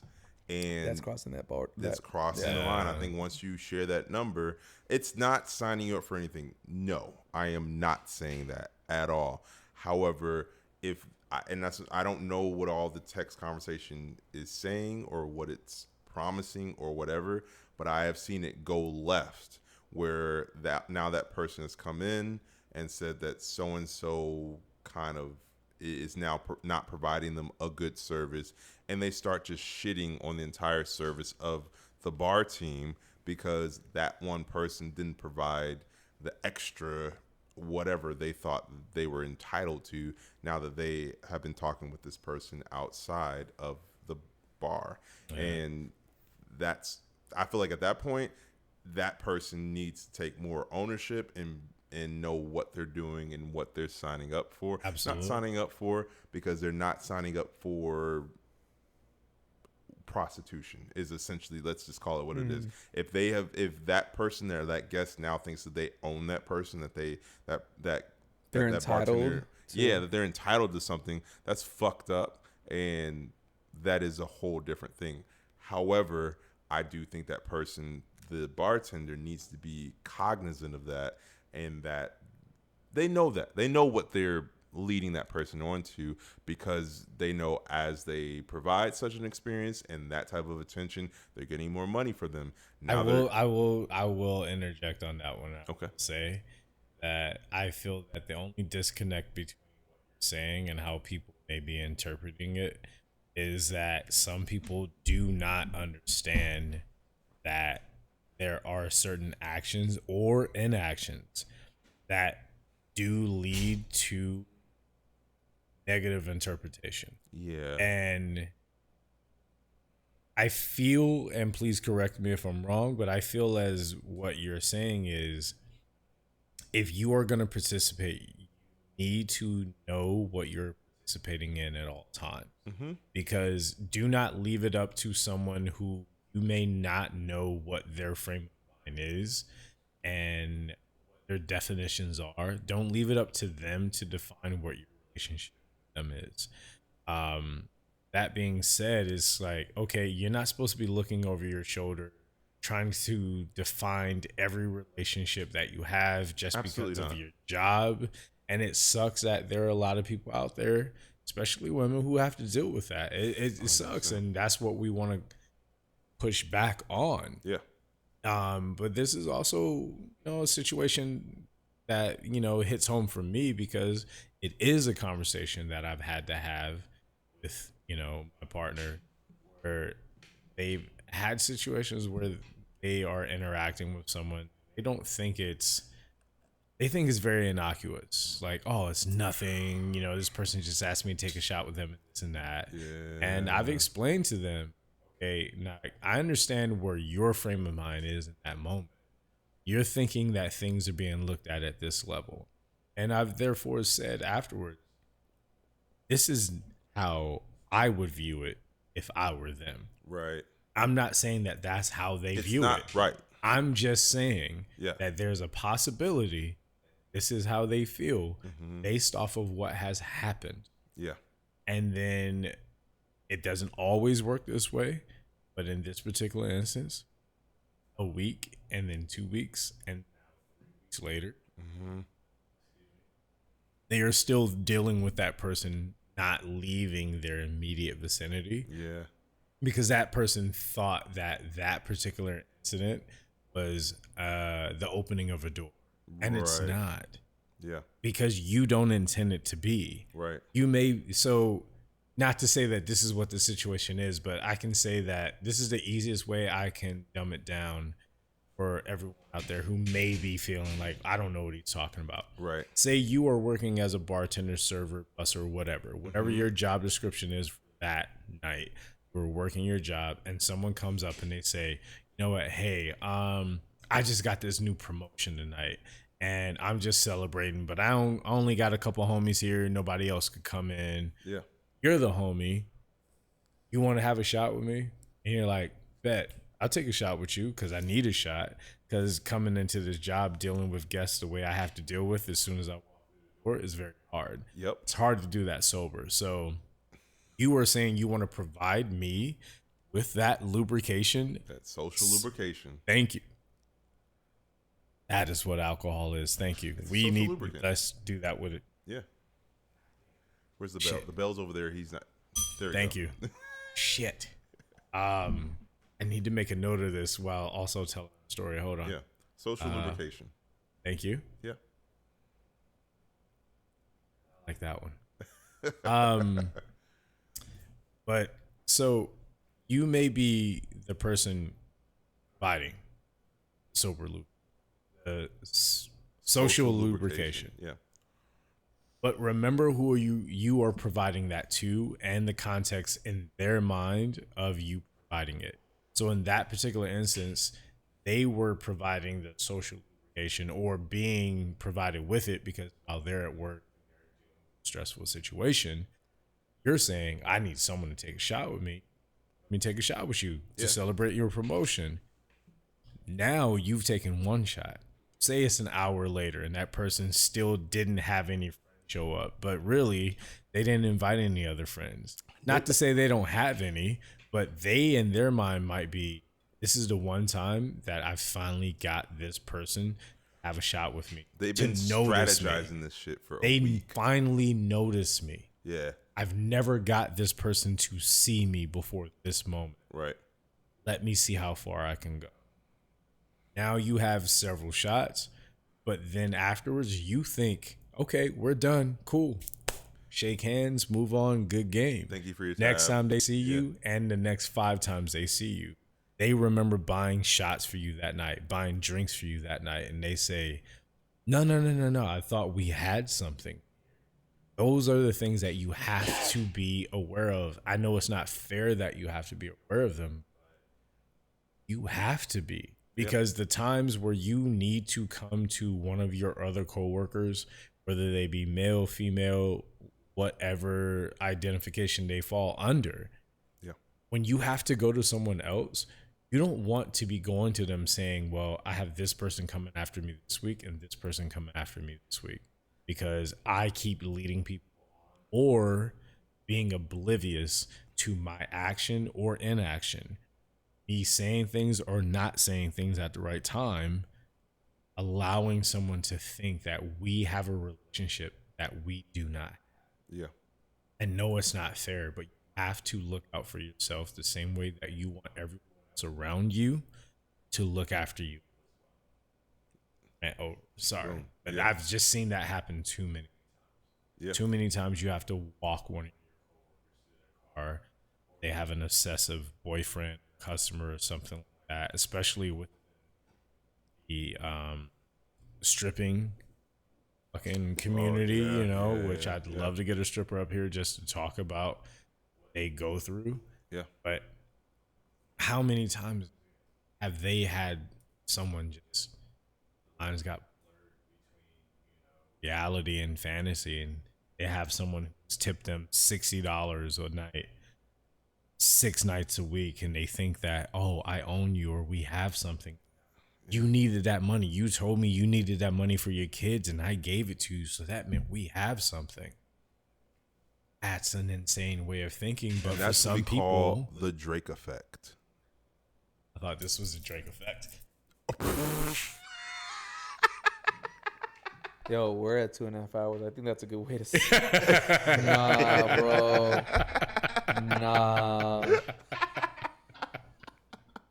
Nah. You're not gonna ring it. You're not gonna ring it. Nah. I get that. All right, Nope. that's fine. I thought it was good. Nuh-uh. I liked it. For those that are listening only, no, I'm not even gonna fucking give you. Why are you listening only? Provide video on YouTube with all the issues that we have with And on it. You better be Spotify. watching it. Yeah. You can watch us, but that's what I thought. Yeah, that might have been one you didn't want to watch. Yeah. Wait, can I bring attention to the board, Yeah. the whiteboard? Please, yeah. The whiteboard says, "Nah, you're talking to me now." This is a story that I had happen to me maybe about a week ago. Here's what happened. It was all good about a week ago? Huh? It was all good about a week ago. Again, damn, the people that are not watching did not get that. Oh, damn, that sucks. I was thinking Bobby Shmurda. That's what we were thinking about. Oh, no, I was doing Jay-Z and Too Short. Oh. That's what he was doing. I was thinking Bobby Shmurda about I a wasn't week ago. This is Bobby Shmurda. Yeah. Yeah. We don't. Only you have a cap to actually throw up. So yeah, they said the cap came down when he actually got out of jail. I remember the memes for that. Those were so good. Those were so good. So Tell your fucking story. good. Oh yeah, story. So here's the thing. My homie Dane, shout out to Dane. Dang. Yo, boom, when the he's fuck come are you on. coming on the show, Yeah, bro? I know. We've been talking. When the for a minute. fuck are you coming on the show, Yeah. bro? Dane Like- is one of my coworkers, my homie, my Come on, homie. man. He's my coworker homie because we are of Come the on, same bro. kind of era, and so our points of reference are so the same. But anyway, so he was taking care of a certain side of the bar top, which was great, and he had a good rapport going with this couple that was sitting on his side of the bar top. He goes to lunch, his 30-minute lunch. Jane seems like the type of person that has a good rapport with couples. Yeah, and he's just making he gets along They really well just with want to them. take him home Yeah, like a fucking shelter puppy. Like, hey, do you But have he- a home? yeah. You want but the you thing want is, to come home he's with good. us? He's good on that, but he's just really good at talking to people, and it works really well. And so what happened was this lady, she had ordered the lady of the couple, she had ordered a tequila gimlet. What? The lady of The lady of the couple, because it was a lady and a gentleman. And so a really boring traditional couple. Ugh. No, but that's why she was the lady of the the couple. lady of the couple, because it was a guy and a girl. How boring is that? No, I don't know, because there's so many combinations nowadays. I mean, So- it depends. Were they stepbrother and stepsister? Yep. Touche. Anyway, so the lady of the couple, she had ordered with him. The first round was a tequila gimlet, but they wanted to go light on the simple serve. And so he goes on his 30-minute lunch break. I take over his side of the bar top. And so they order another round with me. I'm like, all right, cool. And he's like, yeah, can I get another tequila gimlet for her? But light on the simple serve. I'm like, okay, cool. Our specs, because we work corporate, so all of our drinks have very specific specs. Our specs for a gimlet is half the cane syrup, 1 lime, and 1.5 ounces of whatever the spirit is. And so, first of all, it was a whole thing because I saw that he had rung in a Blanco, our house Omega Altos, which is our house Blanco tequila. As I pull it up, he's like, no, I don't think it was that one. It was a brown one. I'm like, all right, cool. I saw that he rung in an Omega Altos, this tequila, But you know what? The dude, he was like pointing me out, which also lets me know he's micromanaging me while making his girl's drink. Which off top, I'm a little like feeling away about, but it's cool. Yeah. I'm gonna deal with it. So I leave the bar, go find Dane on his break to be like, hey, Dane, what did you use for the tequila for this gimlet? Because they're telling me that it was a brown one. And he was like, no, I used the Olmeca Altos, but originally I had presented them with this other one. It was, I don't know. It was some other añejo, but she said that she wanted like to ease up on the calories. So we ended up with the Blanco. And I was like, all right, cool. So that's what and I come back and I explain it. So like, no, so this is the one that I was going to use is the one that he ended up using because she said she wanted to ease up on the calories. And he's like, all right, cool, proceed. And I'm like, all right, bro, cool, whatever. So then I go on to making the drink. I go to pour the cane syrup. Now in my head, I'm like, she wants to go easy on the sweetener. So in my head, as opposed to a half ounce, I'm gonna do a quarter ounce. I go to pour it. I don't even get to the quarter ounce. He's like, hey, just ease up on the, like, just light on the sweetener or the simple syrup. Again, micromanaging me while I'm making your drink. I know, I guarantee you. No, sorry, it wasn't a gimlet. It was the East Side. So for those that don't know, it's a gimlet, but I add in cucumber and mint to make it a little bit more refreshing, whatever. So like I have to go through a whole process because of the way that our bar runs. They don't trust us with cucumber. So I have to get the cucumber from the back of house, bring it up, mix it with the mint, all that type of stuff. But then he's still micromanaging me on that cane syrup. He doesn't even let me get to a quarter ounce of the cane syrup. I make the rest of the gimlet, whatever. I make it, I give it to her. Give it a couple minutes. I come back. It's too tart, she says. Too tart meaning it's too much of the lime juice because there's not enough fucking sweetener in it. And so I look at her and I was like, well, your guy told me, he actually made me stop giving you the proper amount of cane syrup for it. And that's so blame him. Yeah, that's basically what I said in so many words. I'm trying to keep it PC. And so keep it like accommodating. So like I'm not just blaming him, but I'm blaming him. I'm just like, the reason it's tart is because your boy told me to stop putting in the cane syrup, all that type of stuff. And so that I say to her, I was like, well, do you want me to remake it? No, just take it off. Just take the drink off. Like, all right, bro, cool. And I was like, are you sure you don't want me to remake it? And then he says, no. Just take it off. You're talking to me now, is what he says to me. And I'm just like, bro, so now you're mad at me because your girl is mad because you fucked up her drink trying to micromanage me on making her drink. And I'm just like, all right, cool, whatever. I take it off and like they sit in silence for the rest of that fucking like meal. And mind you, like Dane is still on his break. Nothing changes, whatever. They end up closing their tab and leaving and all that type of stuff. And I just was like, bro, like I felt horrible because Dane had built so much good rapport with him and I had ruined it because of that whole incident. But it wasn't even my fault. It was his fault because he was trying to micromanage me on making this drink. And then he comes back. And I was like, yeah, man, this is what happened. I felt bad. I was like, bro, I kind of messed up the rapport you built with him.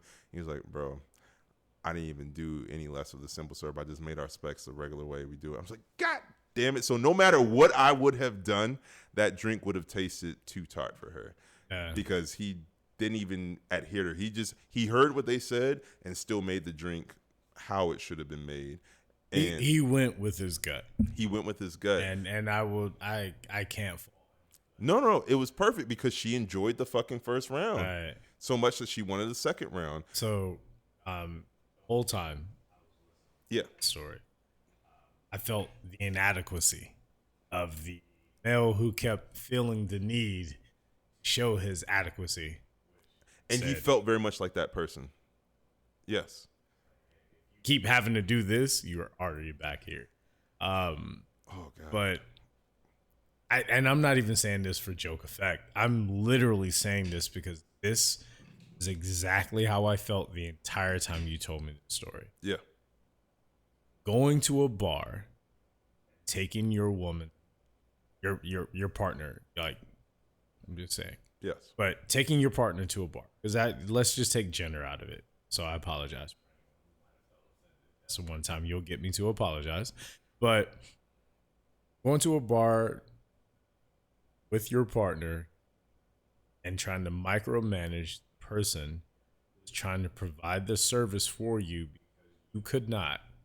Because if you could, you would have done it at home. You would have made this drink at home. You came to me so that I could take care of your partner for you. So for you to try to then tell me how to do my job, for me, I felt like that was the equivalent of buying a vibrator and then try to give the vibrator coaching notes after it's already been turned on. I'm sorry, I can't hear you. All I hear is, bro, if you bought the rose, whatever setting your woman puts me on, that's the setting she needs me on. Yeah. You don't get to come in and say, nah, she needs you at a 2. I go where she tells me to go, Playboy. How about you just sit there and let me make the cocktail? Look at me. Look at me. I make the cocktails now. I make the cocktails now. I make the cocktails now. You sit over there with your 2 fingers and hope you can get in by the end. I'm going to make sure she gets there. Yeah. Sorry, buddy. No. That's why she brought you to me, because if a woman brings you to a bar that she's already been to and she orders a cocktail, it's the equivalent of her sending you her favorite video on whatever porn site that she's on. She's like, this drink is going to get me there. So how about you order it and you pay for it? And you hope that I get there by the end of the night. Don't ruin it. Don't talk. Wow. Don't touch me. Don't do shit. Just let me get my shit. Let them get me there. Wow. Yeah. I already know how to get where I need to get. But it's just like yes, there's much more nuance to that because of the whole they're on a date dynamic. But in general, stop trying to micromanage your bartender or server. Like I've always, I think Robin brought it up when we were talking about like our coworker that we went out with, and it's just like, give me a chance to fuck up. Yeah. Cause I think I know my job. I think I've been doing it long enough to kind of sort of know how to make a decent cocktail that you will enjoy. Even if you give me those specifications on, I generally like less sweetener to it or what have you. And Dane knew it. Good on Dane, because he knew, even though you said less sweetener, you don't even know what specs I'm about to use to make this drink to begin with. So you telling me less sweetener, you don't even know what that means based on what I was about to put into the drink. And he knew, like, nah, I'm still going to give you the half. Honestly, you gave me a really good, like, I don't want to say vibe or idea or whatever, but just the terminology, like how you said, give me a chance to fuck up. Honestly, take it a step further. Give me a chance to get out of your way. Yeah. How about you trust that if you, as a male bringing a female to a bar that is your or whatever date, gender. Yeah, but I'm saying that that is your date, or whatever gender. So say you are a gender and you bring someone up to a bar and you know that the person that you brought to the bar would be attracted to whatever gender or person that is in front of them, and you feel insecure. How about you give that person the opportunity to show you that they know their job and will stay out of the way and will try to make the experience better for you? Because we have to do this. We may be doing it 5 times right in front of you. And while you are so caught up in trying to make your night end as best as possible for you, we're trying to make sure everyone's night ends as best as possible for them and for us. Yeah. Just give us an opportunity to get out of your way. Yeah. We know what our job is. Like he said, don't micromanage it. Do not try to think that you know my job better than me. Yeah. That's why you came to me. I didn't go to your house and volunteer to make food, cocktails. You came to where I worked. You asked me to do my job, and you thought you could tell me how to do it better. Yeah. Zero sense. And I felt, I didn't feel bad for him, but I just felt weird in the situation, because it was just like I was trying to provide your lady in that situation the drink that she liked and she enjoyed, and I knew I was going to nail it and give her that experience. But you just kept on like, no, that's not the right tequila. No, like a little bit less sweetener. And at that point, I'm just like, bro, cool. Let me just, you make the fucking drink. Like what the fuck?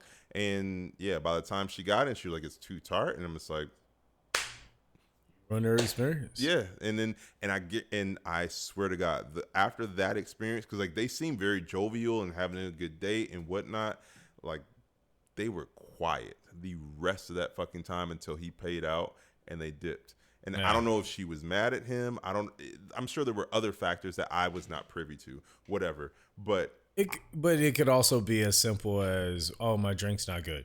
You fix it? You want me to change it? You want me to do this? You want me to do that? Yeah. Oh, no. It's good. Let's move on. Like, she may have even given him the opportunity to say, I fucked up by micromanaging this person. And maybe their lack of communication going forward was her feeling like, well, you weren't listening to me on the front end. Yeah. I said what I said to the first bartender, and I got the correct drink the first time.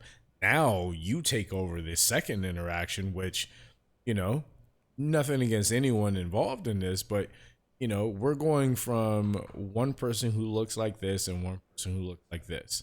So therefore, it's not that this person is above or below, but which person are you feeling insecure about? Yeah. Dane is a very attractive person, just like you're an attractive person. You may be taller, you may be shorter, they may be taller, they may be shorter, you may be skinnier, they may be skinnier. All these different factors go in. Yeah. But if you are treating two different people working within the same establishment differently, that highlights you. Yeah. So who's to say that she might have just been like, this person here is not worth my time. Yeah.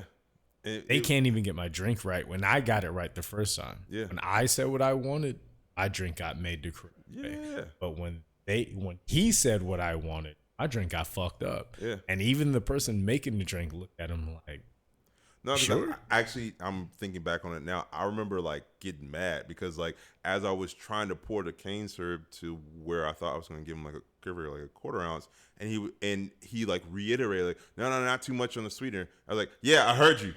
Like it was like one of those, and I was like, cool, I'm gonna stop right here. I'm gonna put the cane syrup down, and that's how much she's getting. Because it just was like, bro, I know I've done this job. If you say less sweetener, I'm gonna give you. I have an idea of how much sweetener to give you to accommodate for that. Anytime you ask him for less, I will give you less. Yeah, I can't guarantee you're gonna like it more than what you thought. Yeah.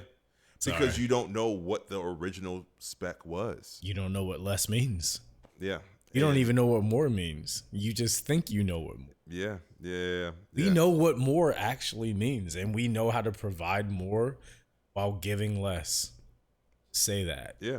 I know that, like, I hope that I didn't get too technical for people, but in terms of like talking about like the specs of it and everything, but it angered me because it was just like he ruined the experience for her unnecessarily. Yeah. And that was the part that I was just like, bro, you didn't even need to do all of that. And I don't even know what dominance you were trying to like assert, or if you were just like, I think he just thought because I was the new person on that side that I was gonna fuck up where he had built that rapport with Dane and all that, and he was just trying to like get that right. Yeah, you're giving him way too much credit. Yeah.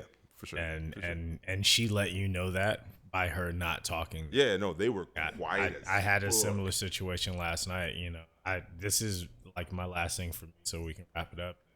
Anybody else who wants to take it on any other topic or any other closing notes, please feel free. But I had this happen last night where, you know, case in point, the gentleman who was taking the lead on this lives here in this building. You know, for anyone out there who's new to the show or anything like that, you know, Fight Club is across the street. I work across the street, so very, very close. I recognize my neighbors all the time, and this is one of those gentlemen that I've seen the whole year and a half that he and I have lived here. I've been seeing this motherfucker. I've never seen him smile once. I've never seen him say anything or act positive or anything like that. So when I saw him walking, I was like, oh shit, we're not gonna get a tip, or if we do, it's gonna be nothing. Yeah. He's gonna give me no energy. He's gonna give me nothing imaginative. He just looks fucking boring. And then the person that he was with, she was standing behind him and she was just like giddy and happy and, hey, I'm here. Lively. Please pay attention to me. I'm paying attention to you. How's your night going? Yeah. She was extremely personable. And I was just, I don't want to judge too harshly or too prematurely. So I let it go. And they went and they sat down at their table after she paid. And after that happened and they sat down at the table, she was to his left and he kept looking to his right, looking at the fucking fixtures and all this other shit. And I was like, you live across the street. You know how this bar looks. You are providing a terrible date for this woman. Yeah. Like, how dare you? He's entitled to a discount. I didn't even tell him about it. Fuck you. Gave it to her though. But fuck you. Yeah. You don't get the discount. I ain't gonna tell you about the discount. But I'm just gonna put the discount in your name for her because she deserves it way more than you do. Yeah. You boring ass piece of shit. You're just gonna fucking sit there and not even talk to this woman. Like they had, like our jazz, the way we do it is not jazz. Right. It's jazz adjacent. Right. And it's a good vibe. There's good music. Everything's going on. And even if the music's playing, there's still enough room to start a conversation just by being, hey, I love this. Hey, how do you feel about this music? Anything. Yeah. No fucking way. She's right here. Not even as far as he is. She's sitting right here next to him. She has like good energy. Good energy. Yeah. Even when they left and they went to the fucking taco truck outside, I could still see her like out of the purview of the door or whatever. Yeah. And she was still like bopping around and having a good time and still trying to enjoy her night. Right. And to me, I just look at him and I'm like, dude, you're miserable. Get out of her life. Let her go find something else. Yeah. And I feel that way about any person, regardless of gender, but coming into establishment, someone has to already serve you, already has to be looking out for your best interests on a health level. Then we have to look out for your best interests on a happiness level to hope that we get tipped appropriately. You to think that we're your enemy is so asinine. Yeah. How would we make any money? And even if you've had it happen to you once, that just means that was one of the shitty people who thought that they can get one over on you. And they might have, depending on your action. But the majority of us are out there just trying to do our jobs. Yeah. Just like everyone else. Yeah. P? I said one out. No, I got nothing. Yeah. No, All right. but Yeah. I got nothing. This is actually a really late night episode. Yeah. So, I can just to let everybody else out there know why we are tired. This was didn't even get started till like 10:30 kind of deal. And we're doing the best we can with what we have. And do the same thing next time. Huh? Yeah. No, I'm just signing off for everybody because nobody else is signing off. But yeah, we will see you next time. Hope you guys love this. Please please subscribe. Tell your fucking friends. Let's grow this shit. Let's make it bigger than it already is. We're starting to really, really see. I'm losing the word right now, but traction? Not traction.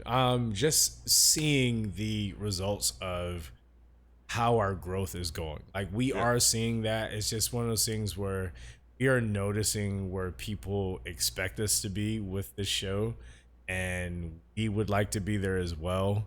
But the fastest way to there is by you liking, subscribing, sharing, putting us out there, being a guest on the show, especially if you're in the LA area and you want to come be a guest on this show. It's not about bartending. It's about the service industry. It's just, the main hosts we have are all bartenders. Rob's a bartender. I'm a bartender. P's a bartender. Jeffrey's bartender extraordinaire. Kia just does whatever the fuck Kia does. I think it's mostly serving, but Kia just serves attitude as well. She serves a lot. Yeah, she serves a lot, you know, but we within this industry, we are all doing the jobs that are right in front of us, but we do have goals for this and towards, and we would like to be able to provide you with more content, provide it to you the appropriate way where audio, visual is always up to par. We want a producer for this who can keep us technically on track no matter what, you know, but we actually have to start asking for your help on that. And the only reason we're doing that is because we've seen this growth be steady, especially the last 3 months. But we really have something that we're so excited to put, and the easiest way to do that is to grow this channel. So now we're asking for you to share us out there. Tell your friends, tell your family, tell your mama, tell your papa, tell your friends, tell your granny, tell everybody, you know, tell your auntie. Honestly, aunties would love us. This is an auntie show. Aunties fuck with this kind of show. Yeah. Especially aunties with no kids. I know they fuck with this show because we're the bartenders that they come and complain about y'all to. Yeah. Real shit. We're an auntie show. Love up in there. Absolutely. Yeah. I got nothing else, man. I'm tired. I'm hungry. I'm tired and hungry. All right, y'all. Yo, we're gonna go ahead and get out of here. We will not see you next week. We will be thankfully finally being able to fulfill a dream of ours and hand this episode or hand this platform to 4, I think 5, based on the confirmation I got earlier. Looking like 5. Very, very, very, very strong, capable. We're gonna take over this platform. Yeah, very, very excited. Yeah, y'all don't have to listen to us for a whole fucking week. Hell yeah. We're gonna hand this over to some other people who have much more things to say, and they can say it so much better than we can, based on what they've been through. And a lot of them are people that you've already met. Yeah. If you've been with us from the beginning or been with us just in the last couple of weeks, like, you'll recognize these people. We'll appreciate it. So fucking excited for that. So definitely tune in for that, and tune in for everything else we have in front of you guys. All right. We appreciate all of y'all. Every last one of you. Every last one of y'all. All right. Peace. Peace. Cheers. Nothing in that cup. Nothing in that cup. I have nothing in my cup either.